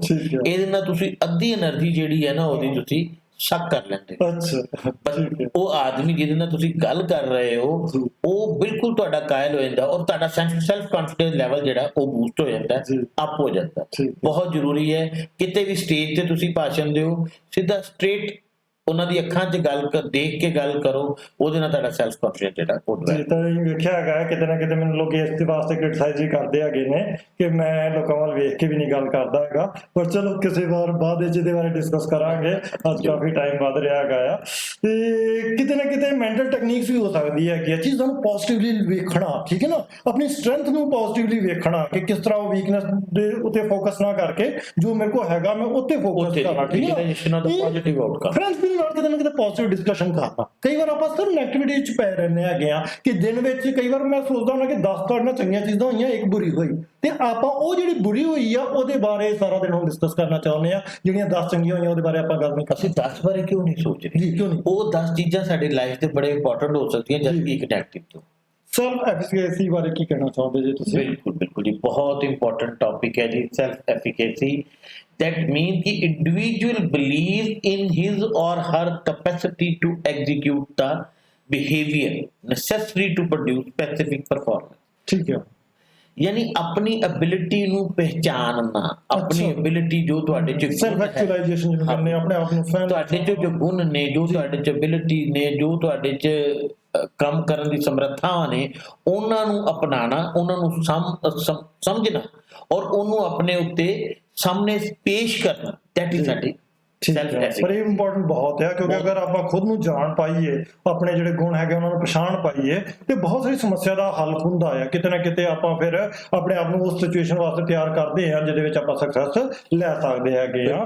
ਤੇ ਕਈ ਵਾਰ ਕੀ ਹੁੰਦਾ ਸਾਡੇ ਕੋਲ ਕੋਈ ਸਪੈਸੀਫਿਕ ਡੋਮੇਨਸ ਇਸ ਤਰ੍ਹਾਂ ਦੇ ਹੁੰਦੇ ਨੇ ਜਿਹਦੇ ਵਿੱਚ ਅਸੀਂ ਬਹੁਤ ਚੰਗੇ ਹੁੰਦੇ ਹਾਂ, ਮਗਰ ਅਸੀਂ ਉਹਨੂੰ ਨਾ ਪਛਾਣ ਕੇ ਆਪਾਂ ਜਿਹੜੀ ਤੁਸੀਂ ਪਰਸਨੈਲਿਟੀ ਡਿਵੈਲਪਮੈਂਟ ਦੀ ਗੱਲ ਕਰ ਰਹੇ ਹੋ ਨਾ, ਉਹਦੇ ਵਿੱਚ ਆਪਾਂ ਡਿਸਕਸ ਕਰਾਂਗੇ ਕਿ 16 ਪ੍ਰਕਾਰ ਦੀਆਂ ਜਿਸ ਤਰ੍ਹਾਂ ਪਰਸਨੈਲਿਟੀਜ਼ ਹੈਗੀਆਂ ਨੇ। ਮਗਰ ਅਗਰ ਮੈਂ ਕਿਸੇ ਇੱਕ ਪ੍ਰਕਾਰ ਦਾ ਆ, ਮਗਰ ਮੇਰਾ ਬਿਜ਼ਨਸ ਜਾਂ ਮੇਰਾ ਪ੍ਰੋਫੈਸ਼ਨ ਜਾਂ ਮੇਰਾ ਕੀਤਾ ਜਿਹੜਾ ਦੂਸਰੇ ਪ੍ਰਕਾਰ ਦਾ ਹੈ, ਤੇ ਮੈਂ ਕਿਤੇ ਨਾ ਕਿਤੇ ਉਹਦੇ ਵਿੱਚ ਘਾਟ ਮਹਿਸੂਸ ਕਰਾਂਗਾ। ਤੇ ਜੇ ਮੈਂ ਉਸੇ ਵਿੱਚ ਹੀ ਹਾਂ, ਮੰਨ ਲਓ ਅਗਰ ਮੇਰੀ ਪਰਸਨੈਲਿਟੀ ਮੈਂਟਰਸ਼ਿਪ ਵਾਲੀ ਹੈਗੀ ਆ, ਤੇ ਜੇ ਮੈਂ ਮੈਂਟਰ ਬਣਦਾ ਹੈਗਾ ਤੇ ਮੇਰੇ ਲਈ ਤਾਂ ਬਹੁਤ ਆਸਾਨ ਹੋ ਗਿਆ ਨਾ। ਤੇ ਫਿਰ ਤੇ ਮੈਂ ਆਪਣੀ ਜੋ ਮੈਨੂੰ ਪਰਮਾਤਮਾ ਨੇ ਗੁਣ ਦਿੱਤਾ ਸੀ ਮੈਂ ਉਹ 'ਚ ਐਕਸਲ ਕਰ ਗਿਆ ਹੈਗਾ। ਪਰ ਜੇ ਮੈਂ ਕਿਤੇ ਕੁਝ ਹੋਰ ਡੋਮੇਨ ਵਿੱਚ ਚਲਾ ਜਾਂਦਾ ਹੈਗਾ ਆ ਤੇ ਕਿਤੇ ਨਾ ਕਿਤੇ ਮੁਸ਼ਕਲ ਆਉਂਦੀ ਹੈ। ਇਸ ਕਰਕੇ ਆਪਾਂ ਇਹਦੇ ਬਾਰੇ ਬਹੁਤ ਡਿਟੇਲ 'ਚ ਗੱਲ ਕਰਾਂਗੇ ਕਿ ਆਪਾਂ ਉਸ ਚੀਜ਼ ਨੂੰ ਪਹਿਲਾਂ ਪਛਾਣੀਏ, ਫਿਰ ਉਹਨੂੰ ਡਿਵੈਲਪ ਕਰੀਏ ਤੇ ਫਿਰ ਉਹਨੂੰ ਆਪਣਾ ਰੋਜ਼ਗਾਰ ਬਣਾ ਲਈਏ। ਸਾਰੀ ਉਮਰ ਉਹਨੂੰ ਐਜ਼ ਅ ਕਿੱਤਾ ਇਸਤੇਮਾਲ ਕਰੀਏ ਤੇ ਫਿਰ ਸਕਸੈਸ ਸਾਡੀ ਬੜੀ ਆਸਾਨੀ ਨਾਲ ਹੋ ਸਕਦੀ ਹੈ। ਕੌਨਫੀਡੈਂਸ ਉਸ ਬੱਚੇ ਵਿੱਚ ਬਹੁਤ ਜ਼ਿਆਦਾ ਹੋ ਦੇਖੋ ਸਕਦਾ ਹੈ। ਸਭ ਤੋਂ ਇੰਪੋਰਟੈਂਟ ਗੱਲ ਹੀ ਹੈ ਕਿ ਤੁਹਾਡੇ ਆਪਣੇ ਆਪ ਨੂੰ ਜਾਣਨਾ, ਜੀ ਆਪਣੇ ਆਪ ਨੂੰ ਪਹਿਚਾਨਣਾ, ਤੁਹਾਡੇ 'ਚ ਐਬਿਲਿਟੀ ਕੀ ਜੀ, ਹੈ, ਕਿਸ ਤਰੀਕੇ ਦਾ ਕੀ ਕੰਮ ਕਰ ਸਕਦੇ ਹੋ, ਤੁਸੀਂ ਆਪਣੇ ਆਪ ਨੂੰ ਡਿਵੈਲਪ ਕਿੱਦਾਂ ਕਰ ਸਕਦੇ ਜੀ ਜੀ ਜੀ ਹੋ। ਹੁਣ ਇੱਥੇ ਅਸੀਂ ਜ਼ਿਕਰ ਕਰ ਰਹੇ ਸੀ ਇਸ ਤੋਂ ਪਿਛਲੀ ਸਲਾਈਡ ਦੇ ਵਿੱਚ, ਜੀ ਜੀ ਜੀ ਹੁਣ ਤੁਸੀਂ ਇੱਧਰ ਹੀ ਕਰੋ ਰੀਅਲ ਲਾਈਫ ਐਗਜ਼ਾਮਪਲ ਦਾ ਕਿ ਪੀਐਮ ਆਫ ਇੰਡੀਆ ਜੀ ਕਿਸ ਤਰ੍ਹਾਂ ਕਿੱਥੋਂ ਬਣੇ, ਉੱਠੇ ਹਾਂ ਸੀ? ਕਿਸ ਤਰ੍ਹਾਂ ਬਣਾ ਉਹਨਾਂ ਓਬਾਮਾ ਨੂੰ ਸਾਰੇ ਜਾਣਦੇ, ਓਬਾਮਾ ਜੀ ਹਾਂ, ਅੱਜ ਜਿਹੜੇ ਟਵਿੱਟਰ ਸਭ ਤੋਂ ਜ਼ਿਆਦਾ ਉਹਨਾਂ ਦੇ ਫਾਲੋਅਰ ਨੇ। ਕਿਉਂ ਲੋਕੀ ਉਹਨਾਂ ਨੂੰ ਫੋਲੋ ਕਰਦੇ ਹੋਣਗੇ? ਕੋਈ ਗੁਣ ਹੈਗਾ ਨਾ ਉਹਨਾਂ ਵਿੱਚ। ਦੇਖੋ ਸਾਡੇ ਪ੍ਰਾਈਮ ਮਿਨਿਸਟਰ ਮੋਦੀ ਤੋਂ ਇਲਾਵਾ ਤਾਂ ਸਭ ਵੱਡੀ ਐਗਜ਼ਾਮਪਲ ਕੋਈ ਨਹੀਂ ਹੈ ਨਾ। ਜੀ, ਜੀ, ਜੀ। ਦੇਖੋ ਕਿਸ ਟਾਈਮ ਤੇ ਚਾਹ ਵੇਚਣ ਵਾਲੇ ਜਿਹੜੇ ਸੀਗੇ ਅੱਜ ਹਾਂ, ਸਾਡੇ ਦੇਸ਼ ਸ਼ੀਰਸ਼ ਦੇ ਪ੍ਰਾਈਮ ਨੇਤਾ ਬਣਦੇ ਨੇ। ਮਿਨਿਸਟਰ ਔਰ ਸਾਰੀ ਦੁਨੀਆ ਉਹਨਾਂ ਦਾ ਲੋਹਾ ਮੰਨ ਰਹੀ ਹੈ ਜੀ, ਜੀ। ਜੀ। ਬਹੁਤ ਵੱਡੀ ਅੱਛਾ, ਐਗਜ਼ਾਮਪਲ। ਆਪਾਂ ਪਿਕਚਰ ਬਾਰੇ ਵੀ ਗੱਲ ਕਰਨਾ ਚਾਹੁੰਦੇ ਆ। ਮੈਂ ਕਈ ਵਾਰ ਸੋਚਦਾ ਹੁੰਦਾ ਕਿ ਕੀੜੀ ਨੂੰ ਆਪਾਂ ਜਿਹਨੂੰ ਸਭ ਤੋਂ ਛੋਟਾ ਤੇ ਕੀ ਨਾ ਆਇਆ ਇੱਕਦਮ ਅਸਹਾਏ ਮੰਨਦੇ ਹੈਗੇ ਆ, ਨਹੀਂ। ਉਹ ਆਪਣੇ ਵਜਨ ਤੋਂ ਵੀ 3 ਗੁਣਾ ਭਾਰ ਚੁੱਕ ਲੈਂਦੀ। ਜਦਕਿ ਮੈਂ ਕਿਸੇ ਵੀ ਮਨੁੱਖ ਨੂੰ ਚੈਲੰਜ ਕਰਨਾ ਚਾਹੁੰਦਾ ਆ, ਜਿਹੜਾ ਵੀ 60 ਕਿਲੋ ਦਾ ਹੈਗਾ ਉਹ 180 ਚੁੱਕ ਦੇਵੇ, ਨਹੀਂ ਤੇ 150 ਹੀ ਚੁੱਕ ਦੇਵੇ, ਨਹੀਂ ਤੇ 100 ਹੀ ਚੁੱਕ ਲਵੇ, ਨਹੀਂ ਤੇ ਸਿਲੰਡਰ ਹੀ ਘਰ ਦਾ ਚੁੱਕ ਲਵੇ। ਸਹੀ ਗੱਲ ਹੈ। ਬਿਲਕੁਲ ਠੀਕ ਹੈ ਜੀ। ਕੀੜੀ ਤੋਂ ਬਹੁਤ ਸਿੱਖਣ ਨੂੰ ਮਿਲਦਾ ਹੈ ਔਰ ਕੀੜੀ ਜਿੰਨੀ ਮਿਹਨਤੀ ਕੋਈ ਵੀ ਸ਼ਾਇਦ ਦੁਨੀਆ 'ਚ ਜੀਵ ਨਹੀਂ ਜਿਹੜਾ ਲਗਾਤਾਰ ਮਿਹਨਤ ਜਿਹੜਾ ਉਹ ਕਰਦੀ ਜਾਂਦੀ ਹੈ। ਤੇ ਅੱਜ ਆਪਾਂ ਜਿਹੜੇ ਟੌਪਿਕ ਨੂੰ ਡਿਸਕਸ ਕੀਤਾ, ਕਿਤੇ ਨਾ ਕਿਤੇ ਮੈਨੂੰ ਲੱਗਦਾ ਕੀੜੀ ਤੇ ਹੀ ਆਪਾਂ ਮੁਕਾ ਦਿੰਨੇ ਆ। ਤੇ ਅੱਜ ਅਸੀਂ ਕਿਤੇ ਨਾ ਕਿਤੇ ਮਤਲਬ ਇਸ ਚੀਜ਼ ਨੂੰ ਕੀ ਨਾ ਆਇਆ ਸੋਚੀਏ ਕਿ ਕਿਸ ਤਰ੍ਹਾਂ। ਤੇ ਆਖਰੀ ਜਿਹੜਾ ਬਿਲੀਫ ਹੈ ਉਹਦੇ ਬਾਰੇ ਤੁਸੀਂ ਪੜ੍ਹ ਹੀ ਦਿਓ। ਹਮ believe you can and you are halfway there। ਜੇ ਇੱਕ ਵਾਰ ਤੁਸੀਂ ਮੰਨ ਲੈਂਦੇ ਹੋ ਕਿ ਤੁਸੀਂ ਕਰ ਸਕਦੇ ਹੋ ਤਾਂ ਸਮਝੋ ਅੱਧਾ ਰਸਤਾ ਤੁਸੀਂ ਪਾਰ ਕਰ ਜੀ, ਹਾਫ ਡਨ ਜਿਹਨੂੰ ਕਹਿੰਦੇ ਆ। well begun is half done। ਠੀਕ It ਹੈ। total depend on your self confidence, your belief that you can do this work। ਠੀਕ। ਮੈਨੂੰ ਆਪਣੀ ਛੋਟੀ ਜਿਹੀ ਐਗਜ਼ਾਮਪਲ ਯਾਦ ਹੈ, ਲਾਸਟ ਤੇ ਖਤਮ ਕਰਦਾ ਜੀ। ਕਿ ਮੈਂ ਹੇਮਕੁੰਟ ਸਾਹਿਬ ਦੀ ਯਾਤਰਾ ਤੇ ਗਿਆ ਔਰ ਮੈਨੂੰ ਬੜਾ ਔਖਾ ਲੱਗ ਰਿਹਾ ਸੀ, ਇੰਨੀ ਪਹਾੜੀ ਕਿੱਦਾਂ ਚੜਾਂਗਾ। ਮੁਸ਼ਕਿਲ ਹੈ। ਲੇਕਿਨ ਜਦੋਂ ਮੈਂ ਛੋਟੇ ਛੋਟੇ ਟਾਰਗੇਟਸ ਬਣਾ ਕੇ ਮੇਰੇ ਨਾਲ ਮੇਰੇ ਸਾਥੀਆਂ ਨੇ ਮੇਰੀ ਮਦਦ ਕੀਤੀ। ਬਹੁਤ ਇੰਪੋਰਟੈਂਟ ਰੋਲ ਹੁੰਦਾ ਫਰੈਂਡ ਦਾ ਜੀ। ਜੀ। ਤੇ ਉਹਦੇ ਨਾਲ ਮੈਂ ਉਹ ਚੜ੍ਹਾਈ ਵੀ ਚੜ੍ਹ ਗਿਆ, ਗਲੇਸ਼ੀਅਰ ਤੱਕ ਪਹੁੰਚ ਗਿਆ, ਦਰਸ਼ਨ ਵੀ ਕਰ ਸਕਿਆ। ਤਾਂ ਸੈਲਫ ਕੌਨਫੀਡੈਂਸ ਬਹੁਤ ਜ਼ਰੂਰੀ ਹੈ ਜੀ ਦੋਸਤੋ। ਸੈਲਫ ਕੌਨਫੀਡੈਂਸ ਨੂੰ ਨਹੀਂ ਛੱਡਣਾ, ਆਪਣੇ ਆਪ ਤੇ ਸੈਲਫ ਕੌਨਫੀਡੈਂਸ ਨੂੰ ਭਰੋ ਤਾਂ ਕਿ ਜ਼ਿੰਦਗੀ 'ਚ ਤੁਸੀਂ ਅੱਗੇ ਨਿਕਲ ਸਕੋ। ਐਜ਼ ਅ ਟੀਚਰ ਮਤਲਬ ਆਪਾਂ ਬਾਰ-ਬਾਰ ਇਹਨਾਂ ਨਾਲ ਇਹ ਗੱਲ ਕਰਦੇ ਹੈਗੇ ਆ ਕਿ ਅਗਰ ਟੀਚਰ ਵਿੱਚ ਕੌਨਫੀਡੈਂਸ ਆ ਜਾਵੇ, ਫਿਰ ਬੱਚੇ 'ਚ ਆ ਜਾਵੇ ਤੇ ਸਮਾਜ ਵਿੱਚ ਫਿਰ ਆਪੇ ਹੀ ਆ ਜਾਵੇਗਾ। ਤੇ ਅੱਜ ਦਾ ਬਹੁਤ ਇੰਪੋਰਟੈਂਟ ਟੌਪਿਕ ਤੁਸੀਂ ਡਿਸਕਸ ਕੀਤਾ। ਅਸੀਂ ਤੁਹਾਡਾ ਧੰਨਵਾਦੀ ਹੈਗੇ ਆ ਰਾਜਵਿੰਦਰ ਜੀ। ਅਸੀਂ ਧੰਨਵਾਦੀ ਹੈਗੇ ਆ ਰੀਅਲ ਇਨਫੋ ਦੇ ਵੀ, ਜਿਨ੍ਹਾਂ ਨੇ ਸਾਨੂੰ ਸਟੂਡੀਓ ਦਿੱਤਾ। ਤੇ ਰੀਅਲ ਇਨਫੋ ਟਾਕ ਸੀਰੀਜ਼ ਜਿਹੜੀ ਆਪਾਂ ਚਲਾ ਰਹੇ ਹੈਗੇ ਆ, ਤੁਸੀਂ ਇਹਦੇ ਵਿੱਚ ਆਉਂਦੇ ਰਹੋ ਤੇ ਆਪਾਂ ਹੋਰ ਨਵੇਂ ਤੋਂ ਨਵਾਂ ਜਿਹੜਾ ਟੌਪਿਕ ਹੈਗਾ ਆ ਉਹ ਡਿਸਕਸ ਕਰਦੇ ਰਵਾਂਗੇ। ਸਾਰਿਆਂ ਦਾ ਹੀ ਧੰਨਵਾਦ।